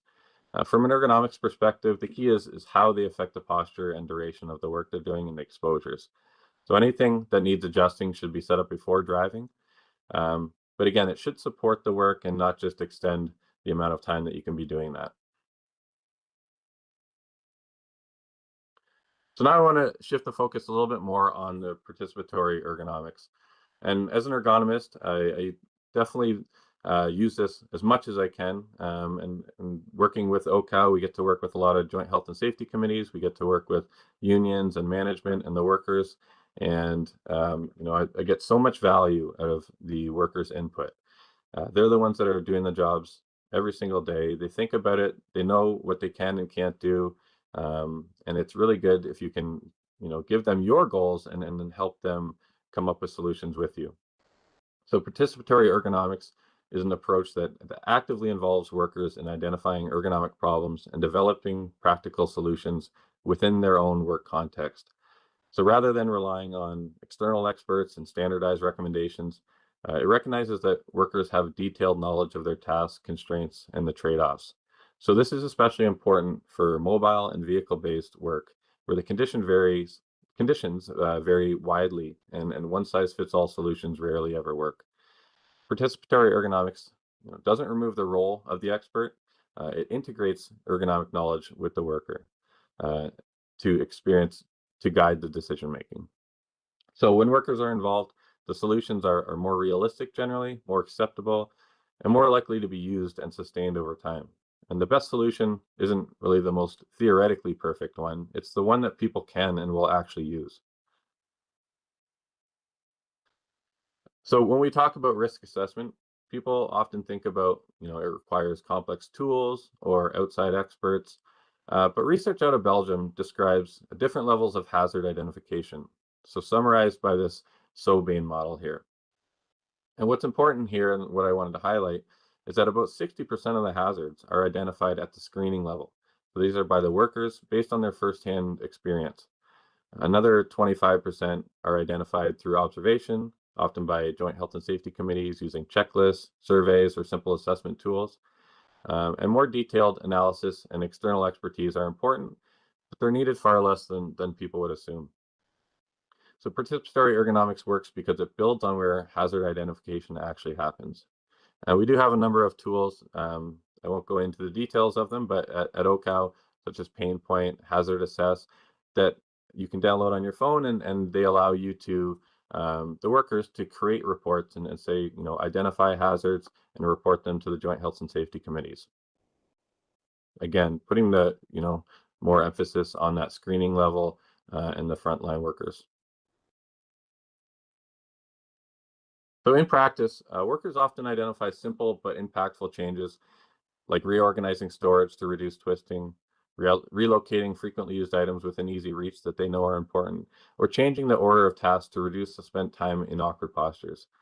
Participatory ergonomics encourages this iteration, this back and forth between yourself and the workers, and this constant improvement. So solutions are tested, they're adjusted, and sometimes they're abandoned based on real use. And I've seen that. So not every idea works, and that's okay. Just as importantly, this process often identifies things like organizational barriers, like policies, equipment procurement, or performance expectations that unintentionally encourage risky behaviors. By documenting and sharing successful worker-driven solutions, organizations can scale what works while still allowing that flexibility for individual needs. So good vehicle setup and posture education are important foundations, but they're not enough on their own. Participatory ergonomics helps bridge that gap by engaging workers in problem solving and adaptation. It leads to solutions that are, again, context-specific, realistic, and sustainable. Okay, so driving ergonomics isn't about just fixing the vehicle. It's about working with the people that are doing the driving. So I want to briefly go over an example because it illustrates what participatory ergonomics looked like in real practice. And this was one of the assessments and groups that I had worked with. And these group of workers worked out of their vehicles. They drove around for about half the day, and then the other half the day they were in their vehicles doing input, and they had to do quite a bit of input on their computers in the vehicles. And they had different strategies when I first got there. And we went through those all, and we thought about different ways because they were having a lot of MSD complaints. So one key point that we discussed early on was how open they were to having two different setups. So one for working and then one for driving, and realizing that they're going to be different, and you're probably going to have to adjust your seat to do this if you want to work out of the car. So when parked and working, people, they'll need to reposition the seat, the steering wheel, the backrest. So that flexibility became an important part of the solution. In picture one, the original setup on the left used a docking system that was positioned over the passenger seat. And this is pretty standard that we'd see like in a police vehicle or other vehicles where you have, you're twisted and you're leaning over and you're typing on that laptop. So the goal was to reduce that twisting and neck flexion.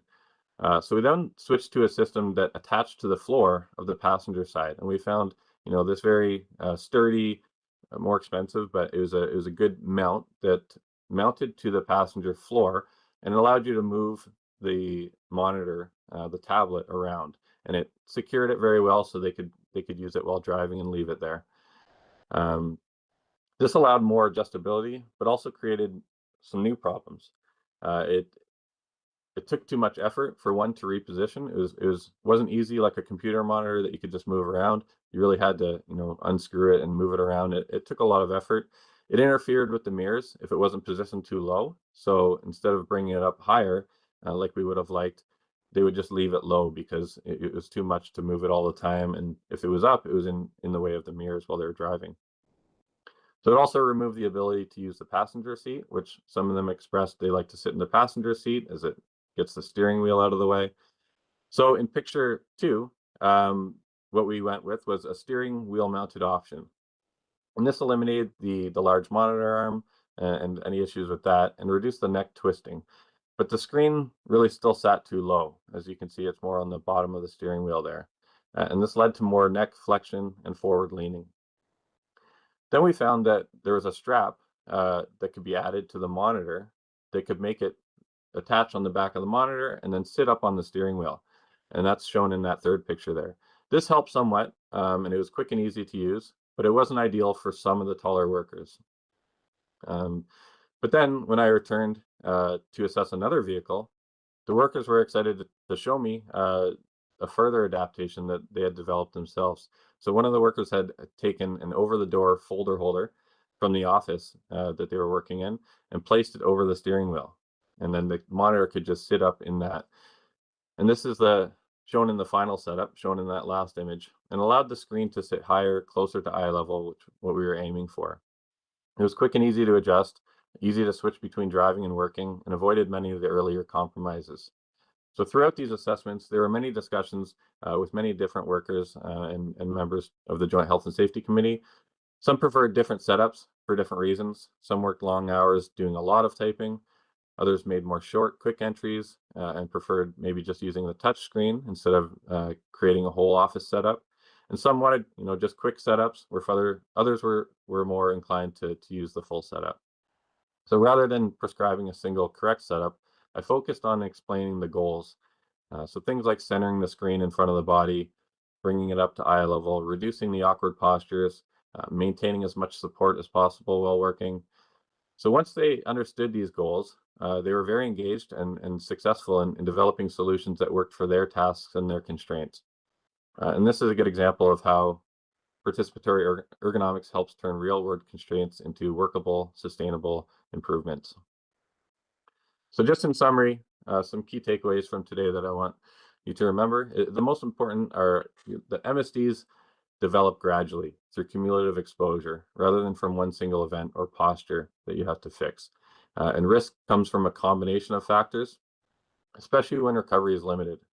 Because of that, driving and vehicle-based work needs to be treated as real work exposures, not just time in between tasks. There's no single posture, setup, or product that makes driving or vehicle-based work completely safe, and if it's held for too long, right? And the real goal is to reduce the extremes, limit how long exposures last, and support movement and variation throughout the day. Workers already adapt to their real constraints in very thoughtful ways, and that's why participatory ergonomics really matters. It leads to solutions that fit the work, the worker, and the context, and they're more likely to be used and sustained over the long term. Thank you. If you have any questions, there's my email on the screen there.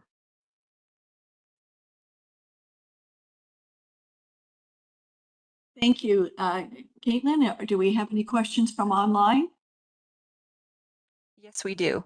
We have one question. Dr. Stevenson, question for you. What would you recommend if you work for an employer and are asking for an ergonomic assessment and the employer or organization refuses to give one? That's a good question. I might not know the answer to that. Probably depends on the workplace. Yeah, I don't know if. Yeah, I'm not sure what you could do there. Well, there's a lot of chat here, but Probably I someone think, here that knows that. Yeah, for sure. yeah, I think many of you have probably experienced this, but you can definitely, you all probably have advice around this, but you can definitely give us a call as well, Carmen. Thoughts?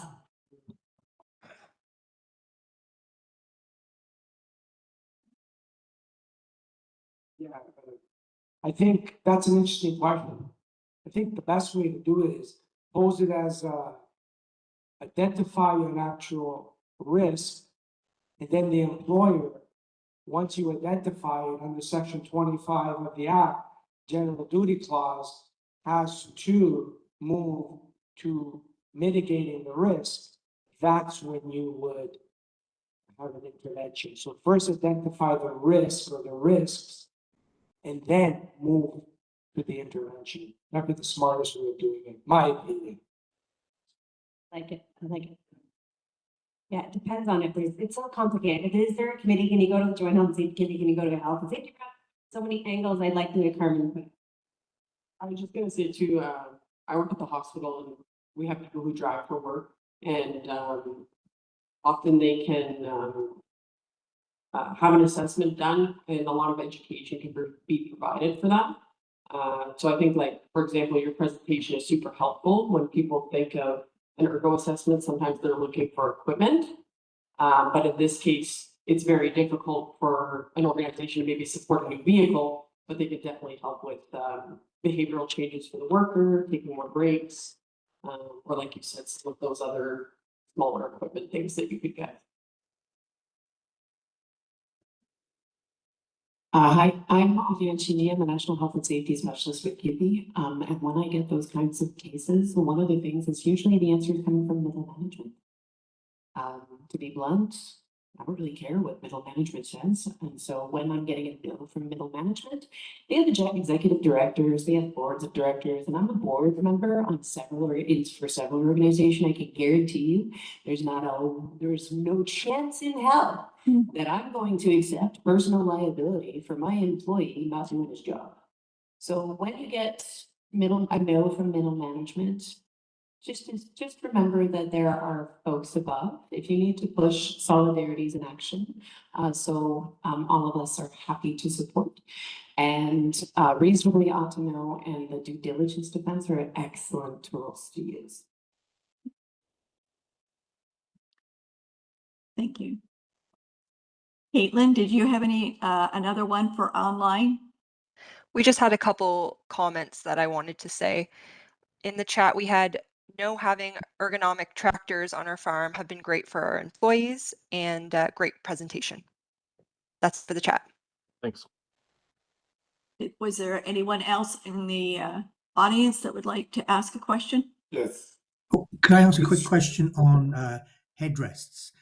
We're getting more and more vehicles now with those headrests that are tilted very far forward, I guess in the crash position and stuff. But they any advice on how to adjust those? Because we get most people who will adjust them as high as possible just to get them out of the way because they find it pushes the head too far forward. Right, and that's one thing I see even I've seen that in vehicles, and you see it with people that have computer chairs in offices, and you get those headrests, and collectively the ergonomists that I talk with don't like those headrests, as just like you said, it pushes the head forward. So trying to get them out of the way, really thinking about them more as safety if you get in an accident. So it should be about an inch behind your head, so you can have that support if needed, but you're not thinking about leaning your head back and driving on them. And just like you would in a computer chair, you sit and your head can sit up nicely if you're in a nice seated position. You don't need a headrest all day long. And traditionally, those headrests do push people's head forward. I usually take them away and say, the only time you should really be using this if you want to sit back in your chair for 10 minutes and lean back and read something. But really, for full-time use, yeah, I would be pushing those out of the way, but make sure they're still there for the safety aspect of them. We have one more question from the room, and then we'll be getting ready to take our break. So we strive for our collaboration at the ATU. We know that the employer is looking for output and the manufacturer is looking for volume. What we stress is that the training department and the health and safety collaborate in such a way that these issues are brought forward. We are fortunate in many ways now that we are able to approach the manufacturer and have some things fitted towards the operation of the vehicle rather than having the vehicle manufactured and the operator adjust to it. Thank you, Renford. Okay, thank you so much for Daryl for his presentation. Two things to keep in mind is that OCOW is available at any time if you have questions or you'd like to have your workplace assessed for ergonomics. And we have the Workers' Health and Safety Center, which actually provides a lot of training on that. And it's really important that you use your Joint Health and Safety Committee or your workplace rep to assist you with these issues, because a small amount of appropriate prevention, it beats the employer having to pay a lot of compensation cases or injury cases. Okay, so we are going to take a break now. We're about 5 minutes behind. So we'll be back for those of you online at 20 to 12. And the rest of the people that are here in the room will be taking a break along with a tour of the Carpenters Hall. Thank you. So those in the room, Ali's here to give a tour, but you can grab a bag of popcorn if you like for the show on your way. Ali's given us permission to do that.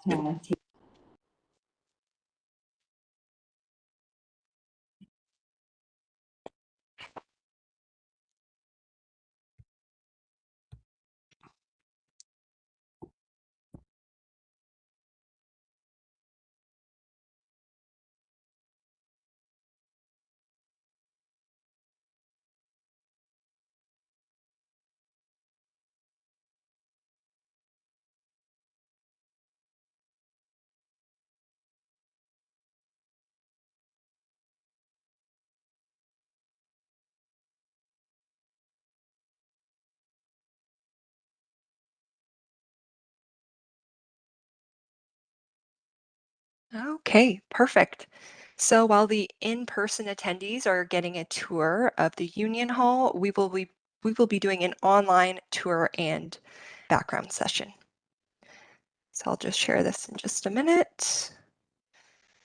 And it'll be about 15 minutes, and then the online participants will also be able to take a half-hour lunch as well.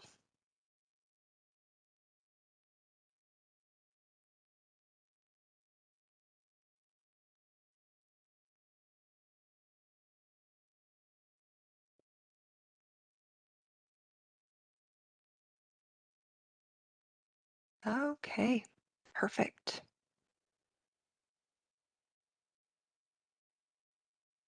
So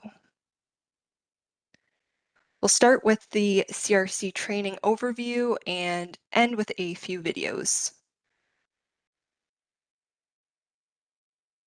So to begin with the overview, the United Brotherhood of Carpenters, or UBC, was founded by Peter G. McGuire in 1881, with the first local union established in Chicago, Illinois. The UBC's first local union in Canada was established the following year, so 1882, in Hamilton, Ontario.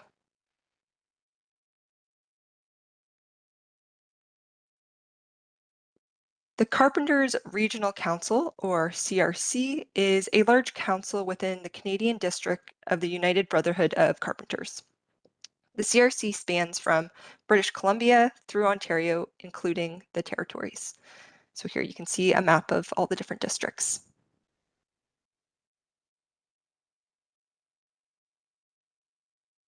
CRC members work in the residential, commercial, institutional, and industrial sectors of the construction industry. The CRC negotiates collective agreements with its signatory contractors so that their members can earn competitive wages with regular increases as they progress through their various apprenticeships. And here you can see the different ones they represent, including carpenters, scaffolders, floor layers, pill drivers, and various other tradespeople. And this also includes some non-construction trades workers, such as hospitality, as well as healthcare workers.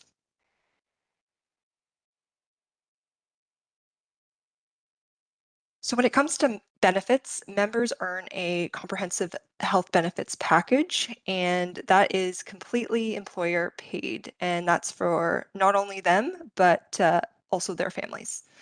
So members also earn an employer paid pension as well. And with the apprenticeship, so because their members' apprenticeships are sponsored by their local unions, members graduate debt-free. So apprenticeships are typically 5-year programs that include both classroom time and time in the field, gaining experience and earning a paycheck. With members, they graduate and then will hold a Red Seal certificate of their trade, and depending on which trade they specifically choose, this certificate is recognized worldwide.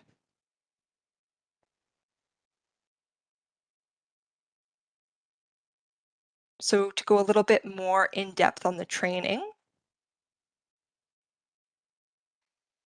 here you can see that there are over 40 training centers in Canada across the United Brotherhood of Carpenters in the Canadian district.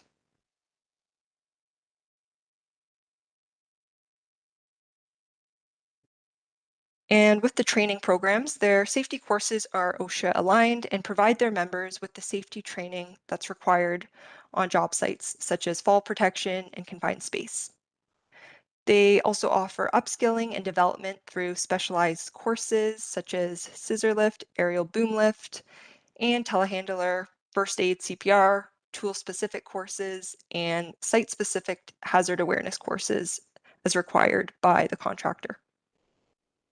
They also can send their members to the International Training Center in Las Vegas for various career advancement programs that focus not only on leadership, mentoring, but also communication skills.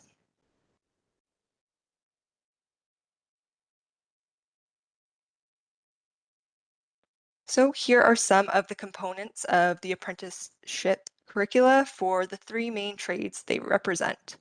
So you can see with carpentry, floor laying, and scaffolding.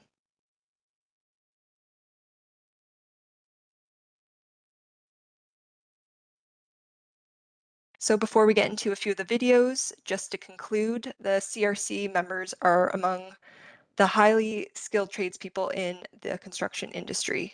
They build our communities and enjoy rewarding careers. So to get into a few of the videos, I'll first share this one. Perfect.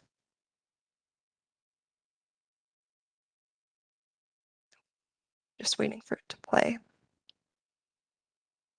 Okay, here we go with our CRC member spotlight.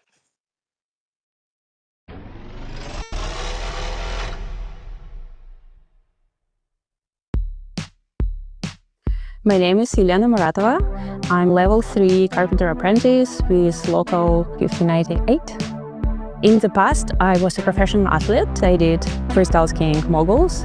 My biggest achievement was the participation in the Olympic Games 2014, and I also took a second place in the World Cup.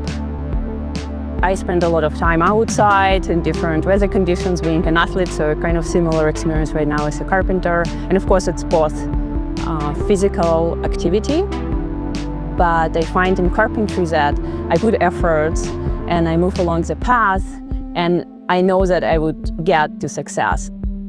After I retired from professional sport, I didn't think about carpentry first, but I wanted to build a bookshelf in my place. And of course, being a woman and a wife, I was like, okay, I asked my husband to do that. But then I realized, wait a minute, I'm interested in trying it myself. And it felt really nice. I understood that I enjoyed it and that doing something with hands and building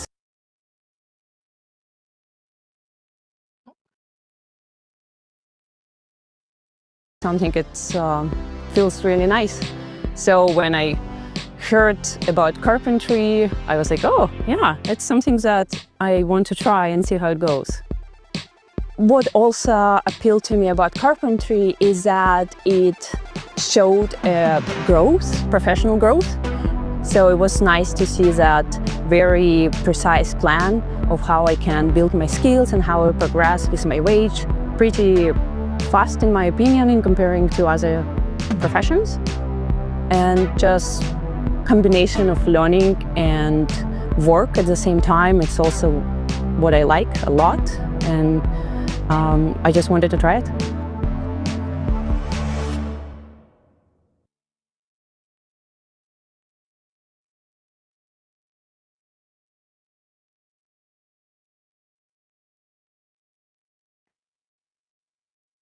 Perfect. And for our next video, it'll be showing the National Mentorship Program and an experience with it.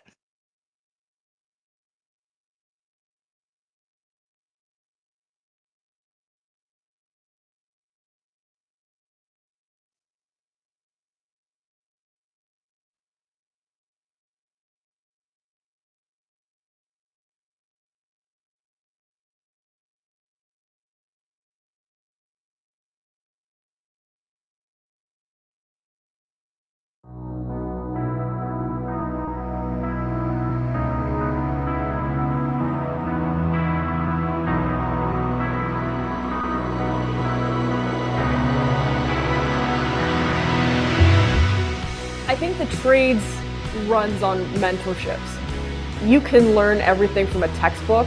You can be a perfect straight A student, but you won't get very far if you're not out there talking to people and having people show you what they've learned through the years.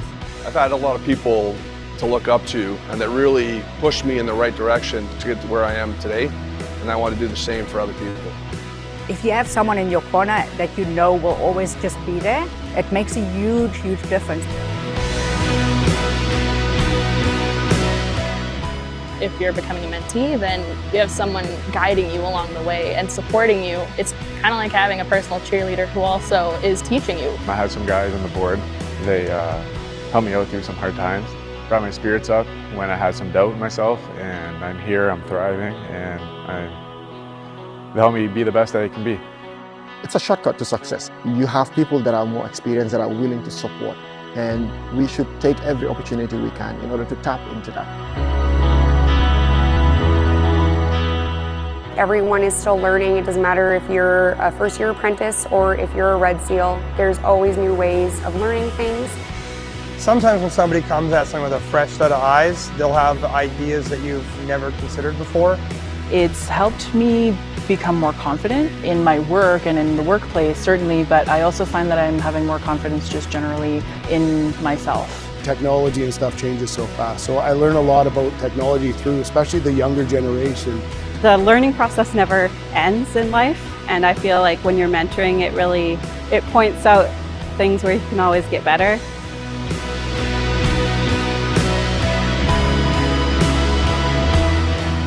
The most rewarding part of being a mentor is watching their confidence build, watching them learn and learn for themselves. They might not take it all piece to piece, but even if they took a piece of it and made it their own, it's rewarding enough for me. Time is all we have to teach. And as far as experience goes, I think it's mostly just the confidence in showing. If you're hedging on whether or not to have a mentor or to be a mentor, the answer is be the mentor and be the mentee.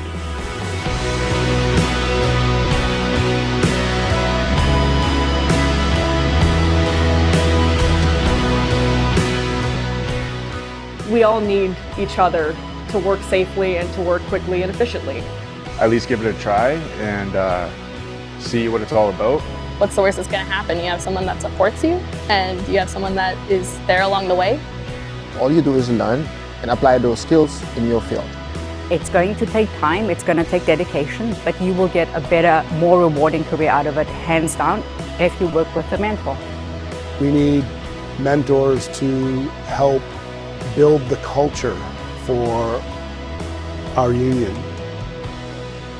Once you have the skills and the confidence and you become a mentor, what you're really doing is you're just continuing the legacy of mentor to mentee.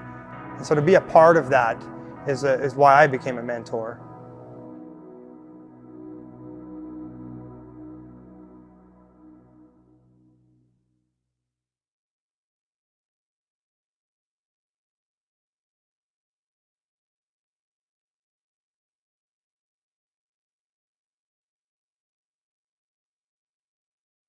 And we have one final overview video that's a couple minutes that dives into the career path in the trades with the CRC.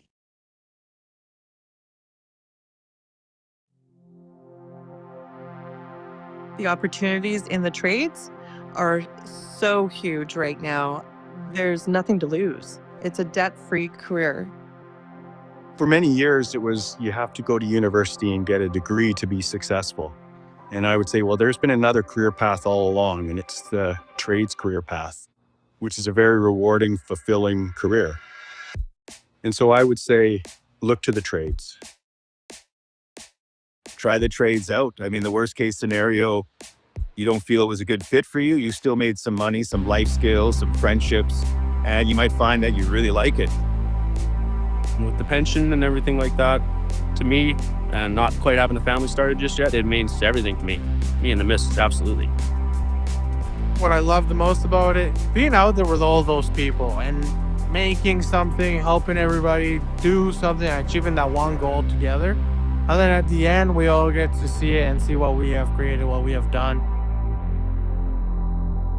Meeting new people and going to different places, you know, wherever the job's at, right? So sometimes I'll be working way up high, sometimes working nice and low. I really like the traveling, like meeting people, and I like learning. The whole idea of it, I love it. I love it. I love working with people. I love building new things. It's a wonderful thing. I love it.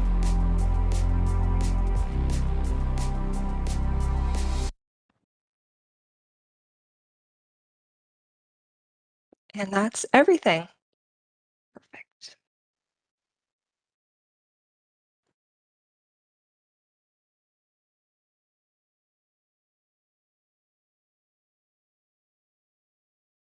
And that was exactly 15 minutes. So our in-person attendees should be returning shortly. And then Laura will dismiss us for a 30-minute lunch break. Thanks, everyone.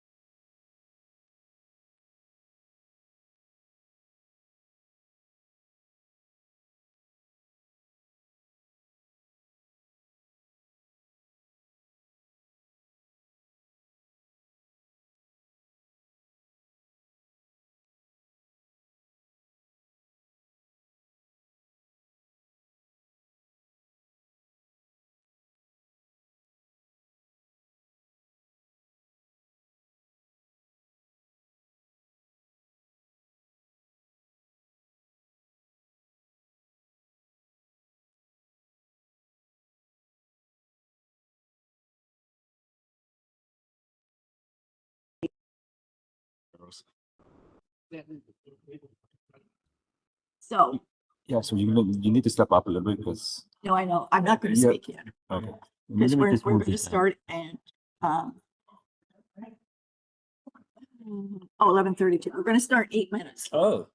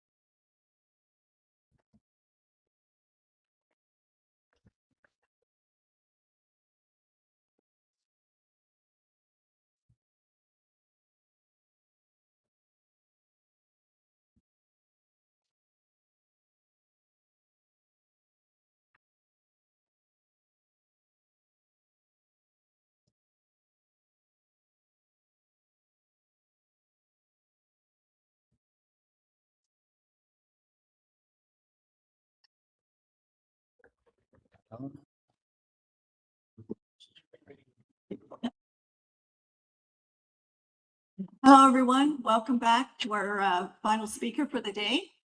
And I'm going to ask Leanne Feltham, who is the vice chair of our LOC committee, to introduce Andrienne Chenier, who's been a close comrade of mine through CSA and many other things that we've been involved in.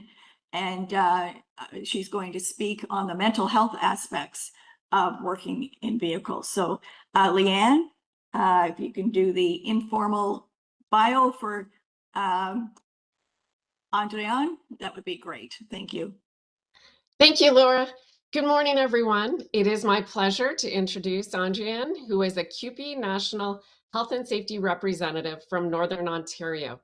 She assists CUPE members with a wide range of occupational health and safety problems by focusing on the connections between work and worker well-being.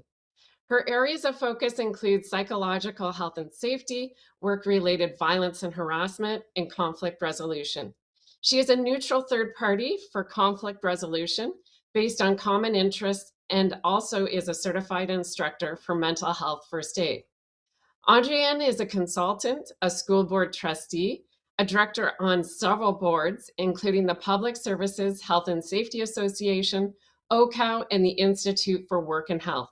She is a member of several CSA group technical committees, including those on psychological health and safety management systems. Andrienne, we thank you for being here today, and we look forward to your presentation. Thank you very much. Thank you very much. Every time I hear my bio, I'm tired. Okay, so a couple of things about my presentation. I just want you to know that at one point you're going to see a slide and it says question. When it says question, I'm expecting you to answer. So, and I'm very comfortable with silence, so I'm just going to wait. Just letting you know that. All right, so we're going to be taking a slightly different approach to things because my educational background is not in psychology. My educational background actually is in molecular biology, so I don't really understand how feelings happen, but I absolutely know that once you feel something, there's a biomolecular cascade that gets triggered. So, for example, serotonin, happiness, oxytocin.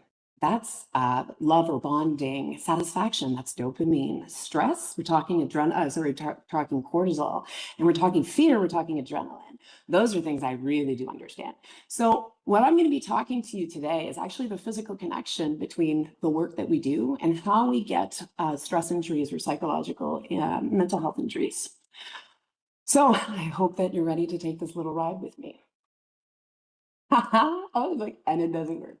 Of course not. Batteries are dead. Okay, there you go here then. So when we think about driving, how many of you actually, and this is just hand up, actually, how many people here actually think about what could happen to them when they get into the car every day in the morning? Yeah, that's the thing. We don't actually think about it. But when we think about it from a working perspective, almost every single person who's here will be driving at some point as part of their work. Sometimes it's going to be, you know, just getting to and from work.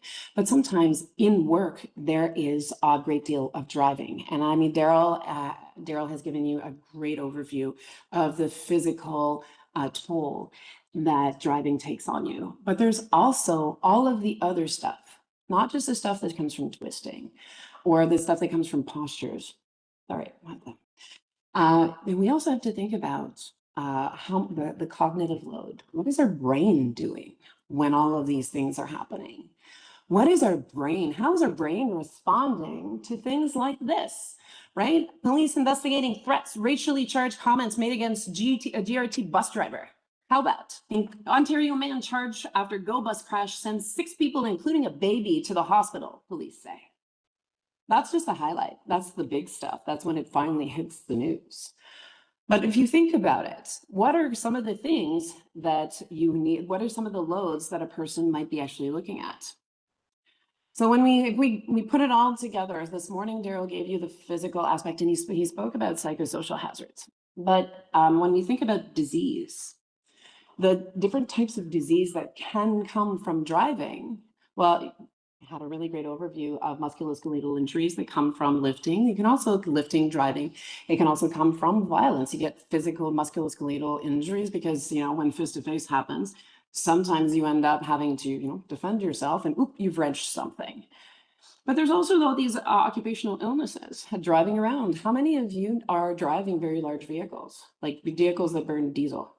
Anybody here in the room?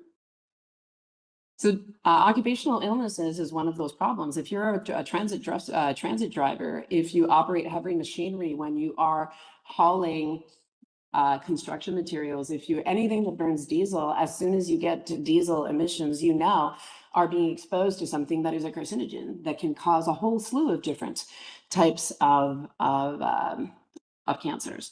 And there's also the very real impact on your mental health conditions like PTSD, substance-related disorders, mood-related disorders, anxiety-related disorders. All of these things can be exacerbated, or sorry, made worse when we are driving. And it's also the part that we are not really thinking about. If I flip back to this slide, how okay would you be if you were involved in a crash and a baby died?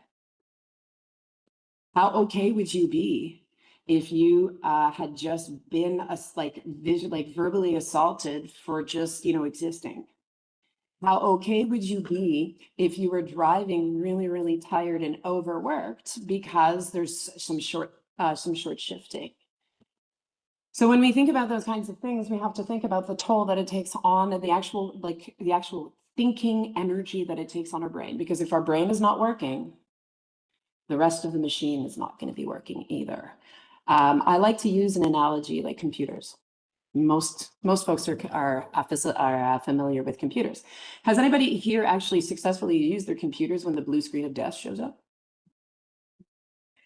So if the software malfunctions, so does the hardware. So same thing applies for a human. If the software or the thinking mind is being impacted by stress injuries that you're getting at work, the rest of the meat sack isn't going to work well either. They're all connected. And then we have to think about motor vehicle collisions, and we also have to think about fatalities, including suicide. Some of the cases that I deal with are, in fact, suicides that happen for people who are driving. Can somebody give me a couple of things? If you think about you are driving and you spend a great deal of time driving, what are some of the things that you are that you might be experiencing? Like, what does it look like inside the vehicle with you?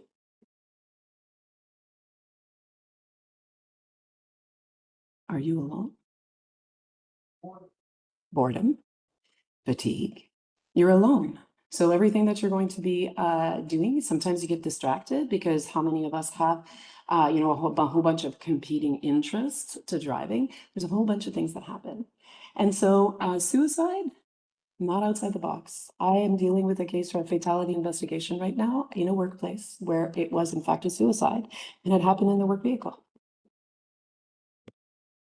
And we really need to be clear, the data doesn't lie. This is, if you look at the top, regardless of what it is that we see in the news, overall, these are Ontario fatalities going from 2012 all the way to 2024.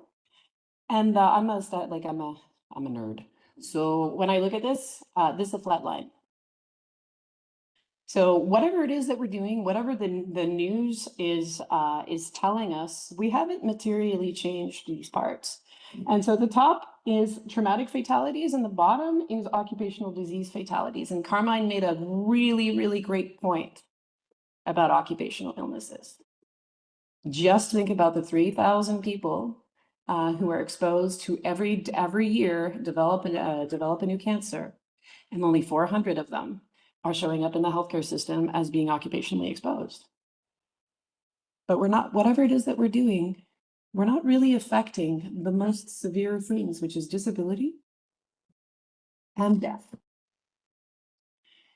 Because we know exactly what we need, right? We know what we need. Rates of work injuries have declined in Ontario, that is true, except when we're talking about that. And so the question to my mind, if the little stuff is going away, but the fatalities are not, to my mind, what that tells me right off the hop is whatever it is that we're doing, it's low hanging fruit. It's not materially changing anything, and we need to do better. So here's my question to you. What is required to drive? Sure, driver's license. Sorry? Attention. Insurance. Patience. Sure. What else? A safe vehicle. Clear Good mind vision. we have online. Yes, clear mind. Absolutely. So all of these things, if you think about it, many of these things are actually a privilege that not everybody has access to. And many of the other problems that might be associated are also a privilege when you can access the help. So when we think about our injury statistics, when we think about fatalities, when we have to think about who it is that is in fact accessing, who it is that is successfully moving towards accepted claims, and who is not. And how is the system failing us? Because I can tell you that every single worker who does work with the public or with folks is exposed to violence, is exposed to discrimination, and is exposed to harassment. What happens though when you're tired? If you're driving, what happens when you're tired? Not focused? Sorry? You're sleepy? Brain fog. Sorry, can you say that again online? Brain fog. Brain fog, sure, that also comes from COVID. And last one? More easily distracted, but also some people lose focus and they stop actually seeing the things that are in front of them because they've lost cognitive ability. When you are tired, your ability to concentrate and focus goes into the toilet. So again, when we're thinking about hazards and we're thinking about driving and we're thinking about load, because this is a health and safety conversation, load, how much exposure to driving, how much fatigue is involved, and what are we doing then to deal with the fatigue that workers are experiencing when they are driving heavy machinery? Because injury statistics are pretty clear. The more shifts that you have in a row, the more likely you are on the last shift to get injured. The statistics tell us that it's usually at the end of a work run that you will develop an injury, not at the start. What did that tell me? That tells me fatigue plays a huge role. And in the context of driving, impairment from fatigue kills so many workers, and it never actually gets registered as an occupational fatality because it becomes driver error. And so that's just the psychological load of driving and some of the concerns and some of the things that we need to consider when we're thinking about the drivers that we have in our workplaces, because your body does keep the score.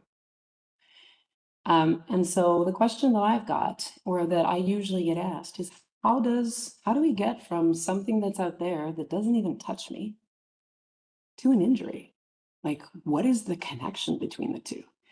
So Daryl has given you like a really great overview of how injuries develop. And here, all I can tell you is that it doesn't really matter what the hazard is. You could be psychological, could be biological, could be chemical, blah, blah, blah. Insert danger to worker. If a worker gets exposed to it, the stress is there. Whether it's mechanical stress, biological stress, physical stress, whatever, doesn't matter. The stress is felt. If there's not enough, R&R, by the way, is not rock and roll. It's rest and relaxation. So if your body does not actually have enough time to rest and recover from whatever the stress they feel, an injury develops. Now, the injury might be physical. If it's, for example, if you're twisting always in the same position, then that might be a physical injury. But Carmine also made a really great point when he said, what about a needle stick injury? You know, needle stick injury doesn't necessarily directly lead to HIV, for example, which is usually what people are freaking out about. But it could be HIV, it could be Hep C, it could be a whole bunch of different things. But the psychological impact of that, the worry, oh my God, am I going to develop something? That's not nothing. I like to think about resilience because resilience is a big word that we use a lot, right? And resilience, really what we're talking about when we talk about resilience, we're just talking about the capacity for somebody to handle problems. And so I like the bucket because the bucket is usually like the bucket, pardon the word, but it's, I call it the bucket of crap. But your bucket is all of the problems that you might be handling at any given time. That's your bucket. Does anybody know how big your bucket is? No, right? Because there's no way for us to measure resilience. We are resilient until we are not. And there are warning signs that we are losing our capacity to remain resilient. But that doesn't necessarily, most people are not really well versed in that, because as soon as you start feeling stressed, most of the time there's going to be a physical reaction. Has anyone here ever been told about what, for example, what the stress impact for a woman developing a heart attack, what that looks like? Most people don't know, because we have all been taught on how to figure out or how to respond to a heart attack if it's a man that's happening. But when it's a woman doesn't actually clench their chest, go, my God, and like fall down. It actually looks more like fatigue, indigestion, and heartburn. Nobody actually thinks fatigue, indigestion, and heartburn is heart attack. In a woman, they'll usually say, oh, that's stress. So when we think about stress, we really need to be thinking about the impact. We can put things in our bucket and we can take them out. But when we focus only on resilience training, the only thing we're trying to do is make the bucket bigger. And so to anyone who's ever washed a floor, if I have a bigger bucket, what kind of mess am I going to make when it tips over or it shatters?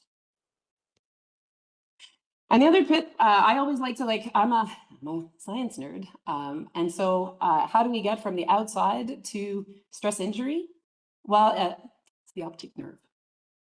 So if you didn't know that, your eyeballs are actually directly connected to your brain. They're actually connected to the part of your brain that is responsible for the fight or flight response. Directly connected, which means your eyeballs, which are attached to your brain, your eyeballs see something, you're like, oh, and things happen. And so what happens? The fight, flight, freeze. Fight, flight, freeze, or fawn. Most people are aware of fight or flight, but they're not really aware of the freeze or fawn. Basically, fight, I must fight off the lion. Flight, I must run away. Freeze, maybe if I don't move, they won't see me. And fawn, maybe if you like me, you won't hurt me. You will find fawn, for example, in bullying situations where you've got that one person who's basically oppressing everybody else, and then there's a crew of people around them who are individually really nice, but then you get them together and all of a sudden you're like, what happened there? Usually that's a fear response. But the whole point here is, how do we get to stress injury? Your heart. Your eyesight, your eyes go, oh my God. The triggering is immediate. So if you want to know, when should I do something about something? If you are standing still and you see something and then your heart goes, I don't care what happens after. What happens after is just outcome. This is how we get to stress. This is how we get to stress injuries. This is how we get to heart attacks. This is how we get to depression. This is how we get to substance-related problems, anxiety, and so on. Is that direct connection between our eyes seeing something, experiencing something, our brain going, oh my God, and starting this connection. If this doesn't end, this is how we get to toxic stress. And so when we talk about stress injuries, we've been talking about the psychosocial hazards. What are psychosocial hazards? It's just the different ways that we can look at work and figure out the ways in which there might be situations causing stress. I'm showing you, there are some, this is ChatGPT's interpretation of the psychosocial hazards of this Z1003, and you'll note it is at the top it says 18, there's not 18, there's 14. And you'll note that it says 2 twice. But you'll see that all of the factors are there. And so factors here are just a way for us to ask questions about how a worker is doing. When we think about civility and respect, can I be me at work? Or do I need to hide parts of myself? Because if I show those parts of myself, people are going to attack me. That's civility and respect. And so there's a whole bunch of these, and that's not really to go through all of them because there's different tools that we can use in order to measure psychosocial hazards. And one of those tools, by the way, is the Z1003. So that is a tool to give you a health and safety management system. So just to integrate mental health hazards into an existing health and safety plan. And if you want to measure the psychosocial hazards and how your relationship to work, I strongly recommend that you check out Stress Assess. OCAL has an app for that, and it's the Stress Assess. If you do the individual person, like the individual version, it'll diagnose your relationship to your workplace. It doesn't diagnose you. It diagnoses your relationship to the workplace. How am I doing? Is my workplace like doing anything to me? If the answer is yes, it'll also give you some really great recommendations on how to fix it. Because when you think about it, knowledge transfer is the most important thing. And if we go back to our bucket and we think about stress as being water, we can either turn off the tap. We can try to mitigate stress on the way to the worker, so reduce exposures. Or we can provide resilience and coping skills to an individual so that they can handle challenges better. The best plans do all three. And when you look at that, stress in the bucket, doesn't that look like the hierarchy of root controls? And so can you apply the hierarchy of controls to psychosocial hazards? Oh, yes, you can.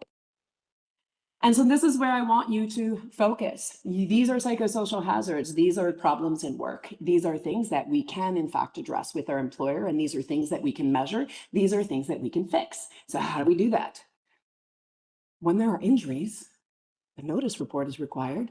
And in the Occupational Health and Safety Act, I'd like to point out that it's that the occupational illnesses very clearly states, blah, blah, blah, blah, blah, and any condition for which WSIB compensates. WSIB has been compensating for post-traumatic stress disorder, anxiety, depression, substance-related problems since 2013.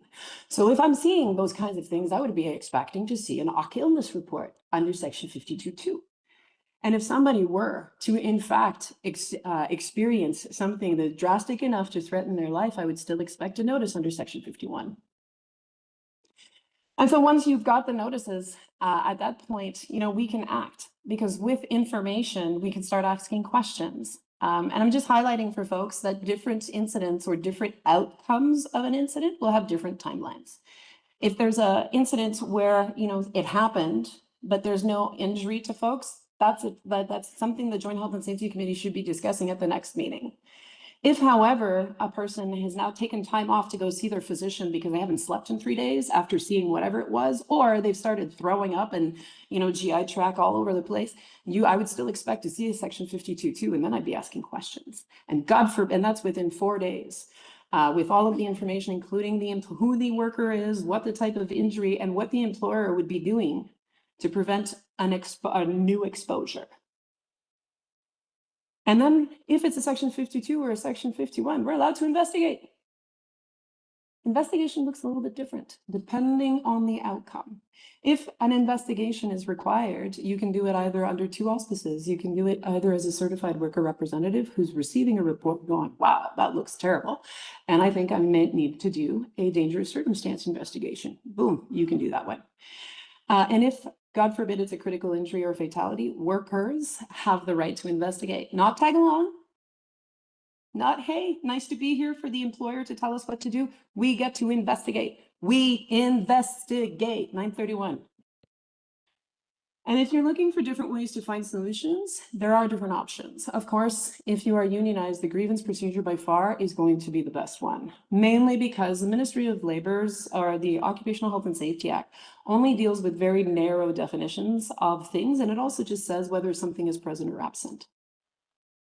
When you do the grievance, you can actually go through the whole process of considering Human Rights Tribunal and legislation. You can think about the Ministry of Labor Act that requires any workplace where a PTSD presumption is there to have a PTSD prevention plan. You can also go through the investigation process. You can look at how, your collective agreement, and you can also consider the Occupational Health and Safety Act. You can do all of those things through the grievance procedure. Can't do that through the Ministry of Labor. Ministry of Labor inspections are really going to be yes or no, the thing is there or it's not there. They're never going to tell an employer, follow your own policies. But with grievances, we can absolutely tell the employer to follow their own policies. So with that, I'll just leave it at that and just say thank you so much for your attention. And if you've got any questions, happy to take.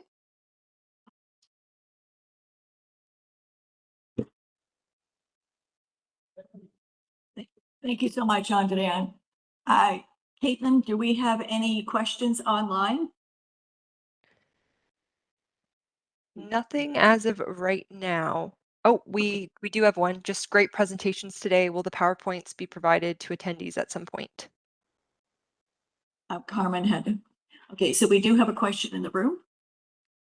And yes, we are YouTube live streaming. The videos and presentations will be available later, as well as the PowerPoint slides. Thanks for the presentation. There's a lot of great stuff that doesn't matter what industry you're in, you can use it. My general question is for maybe you and everybody in the room and online. I know that there was a reference to, I made a reference this morning to PTSD presumption and WSIB, and you made the same reference. I think there's a bit of a problem that maybe the labor movement may want to consider, that when the legislation for gradual onset stress came in on or about 2016 or 2017, the WSIB, more the employer lobby, changed the idea of how a worker could, the legal test for gradual onset. Instead of being a significant contributing factor, it's predominant cause. And as a result of that and the policies, there just isn't that many gradual onset stress claims based on some of the great information that's in there that's happening to workers. I know in construction, I think 0.4% of claims have gone in for gradual onset stress. So I think there may need to be a move combined in the labor movement to revisit how the manner in this province we're looking at mental stress, non-organic conditions, because they've been written out, not because the problems aren't there, because workers can't get it done. So maybe in your experience, if you've encountered, thank you. Part of the problem with, I don't do compensation. If you know Dave Chesney and I have a really good relationship because I do health and safety in the WSIB and he did WSIB in health and safety. Worked really well. But what I do know is that from a gradual onset, so I work in the public sector. So the way this presents in the private sector or in different workplaces that I cover, the point here is if your heart starts racing and you're not running, well, if you're running from fear, that counts too. But if your heart starts to pound for no reason at all, to me, that's an incident. Maybe it's not a significant incident, but it is an incident and it is worthy of capturing. And the thing that we have, like, for example, I know we have some healthcare workers in the room. So, for example, healthcare workers are honestly terrified of filling out incident reports. They get face-to-face harassment all the time because they're meeting people when they're at their worst. And but that toll is sort of expected. But if you were to start filling out an incident report, every single time your heart started to race, and now it's like, I was harassed. Somebody gave me a description, like somebody said something absolutely horrible, and you filled out an incident report.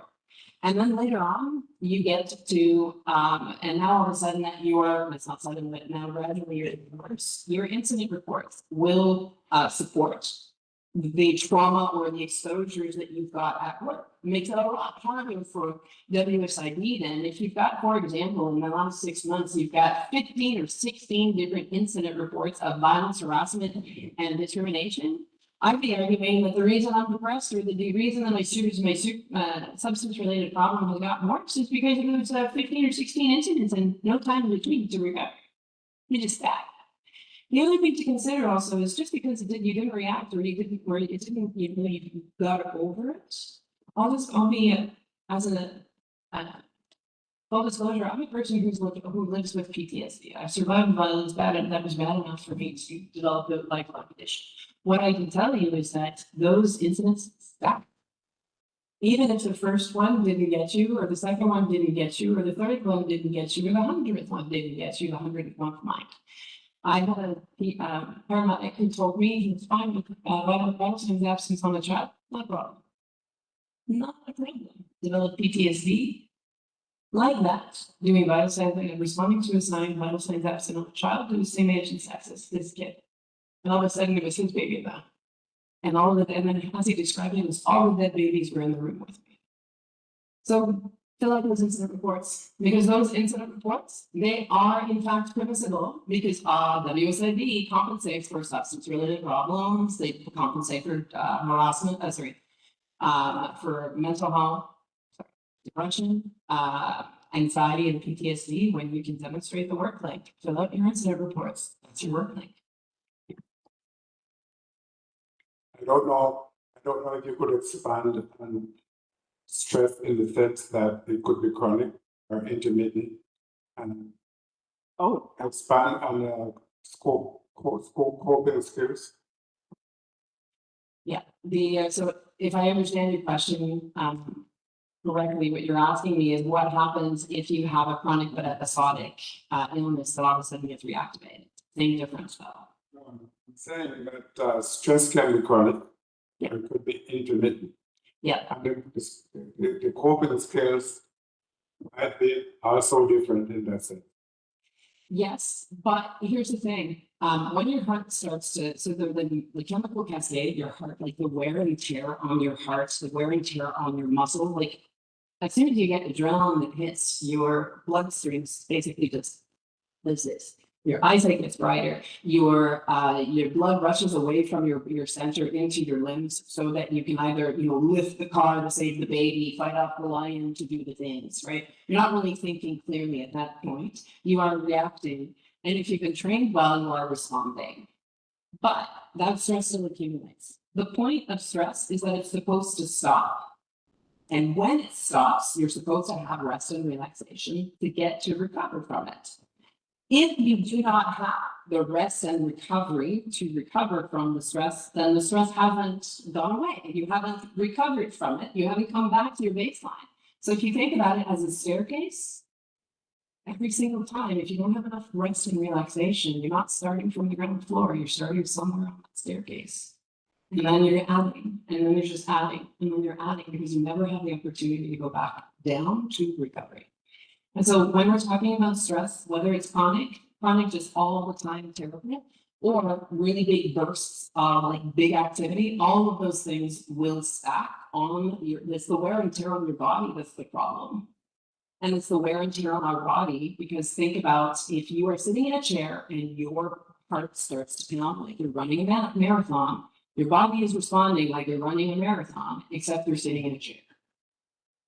How much time do you give yourself to recover from running a marathon versus how much time would you give yourself to get over your heart pounding doing the things? Just a thought.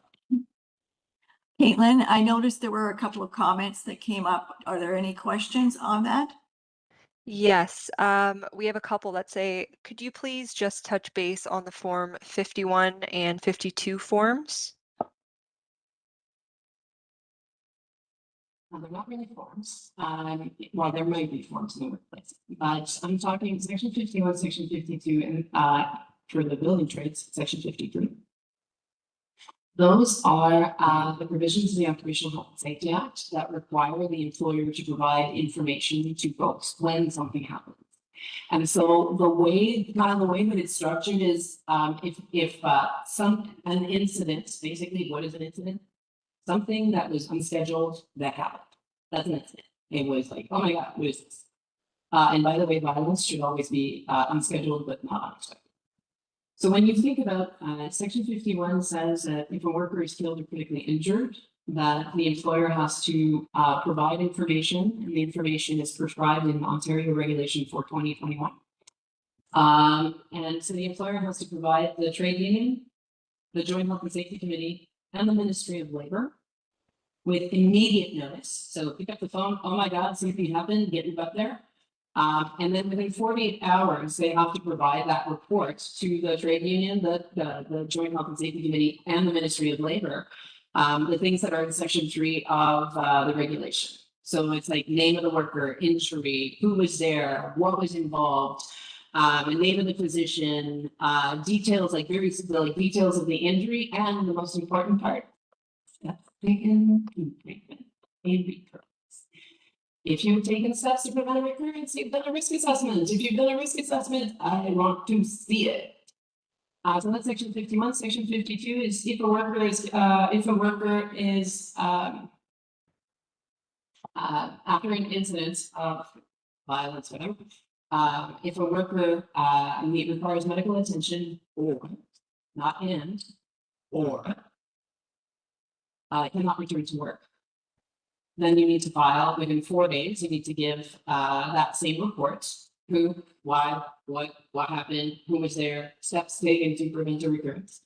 And that has to be provided within 4 days. And that also applies to occupational illnesses. Just to highlight, medical attention is not first aid.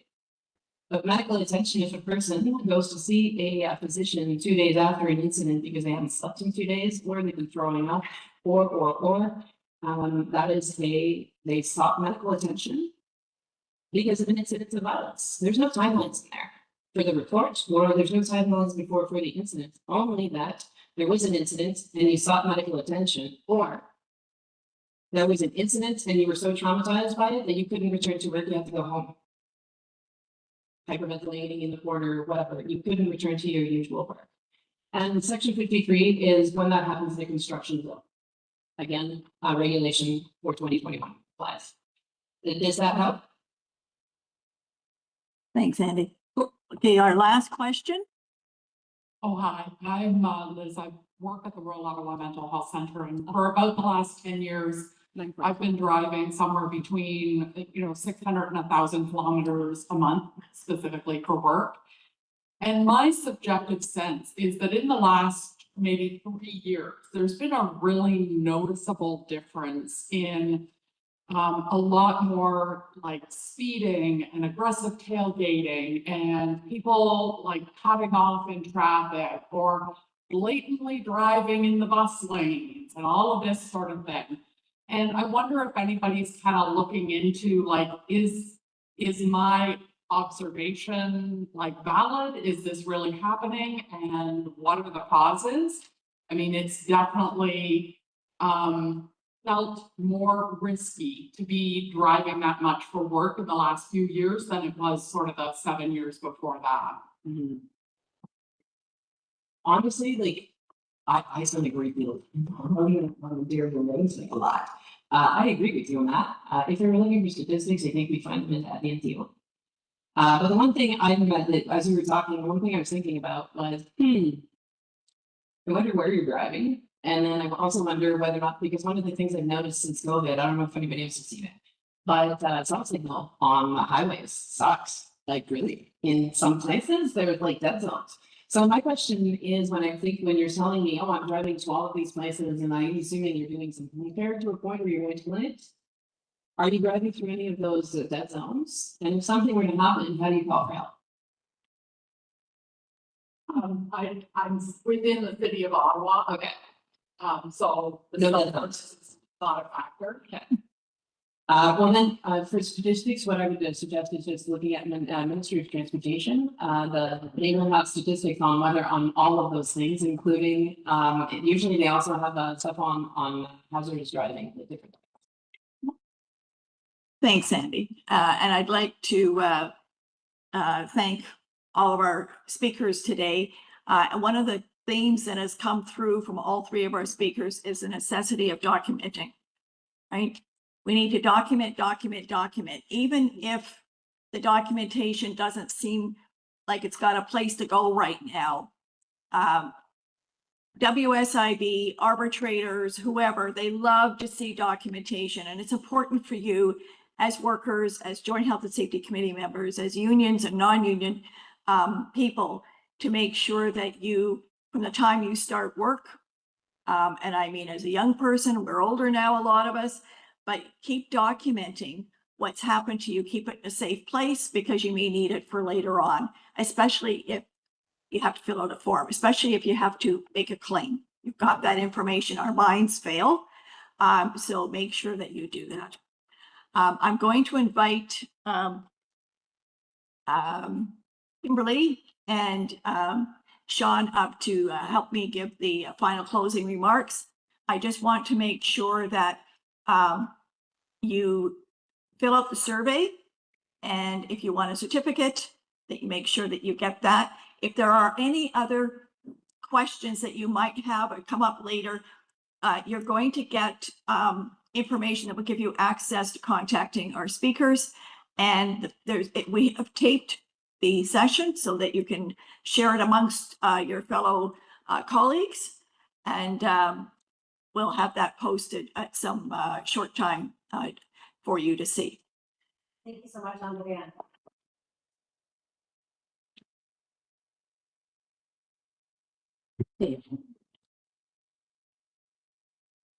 I've been told what I'm supposed to do, and before I do what I'm supposed to do, for those that are here, this is sort of the benefit of being here in person as opposed to online. Not that we don't appreciate those that are online, we certainly do, but we have food left here. So for everybody online, if somebody, no, not for the people online, people that are here, before you go, like seriously, feel free to grab whatever there's drinks there, there's some donuts and those little sausage sticks and cheese and stuff. And somebody is online and they're really close to the Carpenters Hall and you can get here really, really fast, you might be able to get some. So on that note, just a reminder for all those online and in here about the day of mourning coming up on next Tuesday, not this coming Tuesday, but the Tuesday after, April 28th. I know that in some communities it's done maybe the day before or even 2 days before. In Ottawa here, we've always done it on the 28th. And this is really important. The whole morning has been about the importance of health and safety in a number of different sectors. And that is one of the reasons for the importance of day of mourning as well. For workers killed or injured on the job, it's important that we continue to promote that day and to celebrate some of the accomplishments. And there have been some. There needs to be a whole lot more done for sure. Everybody I know recognizes that.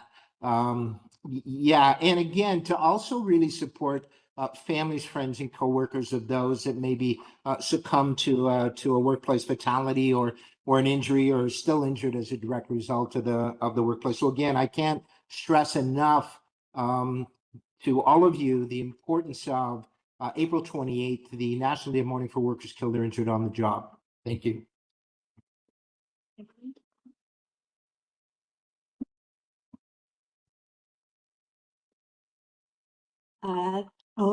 Thank you so much. And really, I just want to take a minute again to thank all of you and these folks and the folks you saw taking photos. The speakers came a distance to show support in person for regional efforts. Speaking of which, please fill out those surveys, as Laura said. We really need your ideas. This committee, the local outreach committee, came up with this amazing program for you, and we would love all of your input. So speaking of that, I'm going to take a minute now for those of us live to help us with something we've been struggling with in case we don't get the surveys back, which happen, and those online, we don't often get surveys back. But how many people in person here would have preferred if this event was available on a weekday? Hands. No preference. So you like the weekend. That's what I'm taking from this. Wonderful. And online, I would like you to write in the chat, weekday or weekend. Just write it right in the chat and we're going to be keeping that. So this is helpful because sometimes people give live feedback. I don't know. I'm like that. I don't fill out very much. I try. But online, at the time, I will give immediate feedback. So I wanted to do that while I had the chance. So thank you. And a big thanks to our board of directors, our local outreach committees across the province, many of whom are here with us today or helped in the Eastern region. They worked hard again on the planning to bring you today's program. Your hosts today, I joined OCOW just after Ottawa opened its Eastern Region Clinic almost a decade ago now, and I just can't say enough about their efforts. These two, Sean and Laura, and the rest of our LOC to get the clinic here to serve you all. First of all, their commitment to spreading the word about OCAL, who seems to be the best kept secret. So just big shout out for Sean and Laura and our local outreach committees.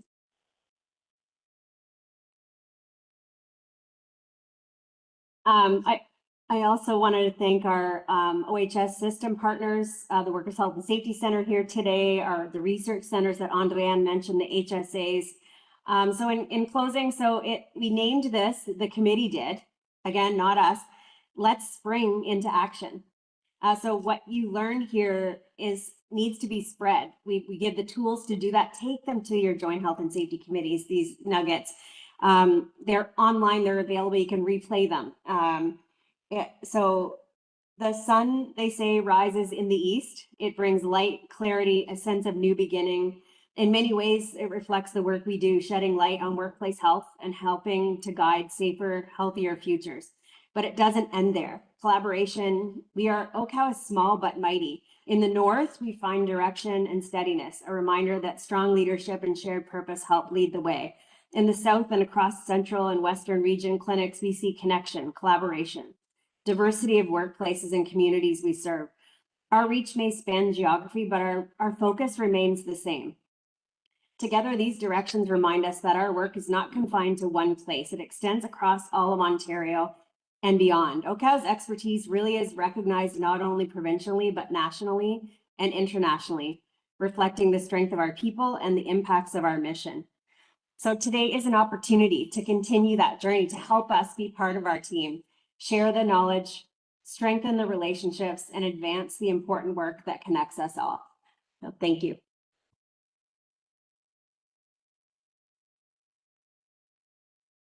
And while we're on the theme of driving, everyone that came today, have a safe drive home. Thank you.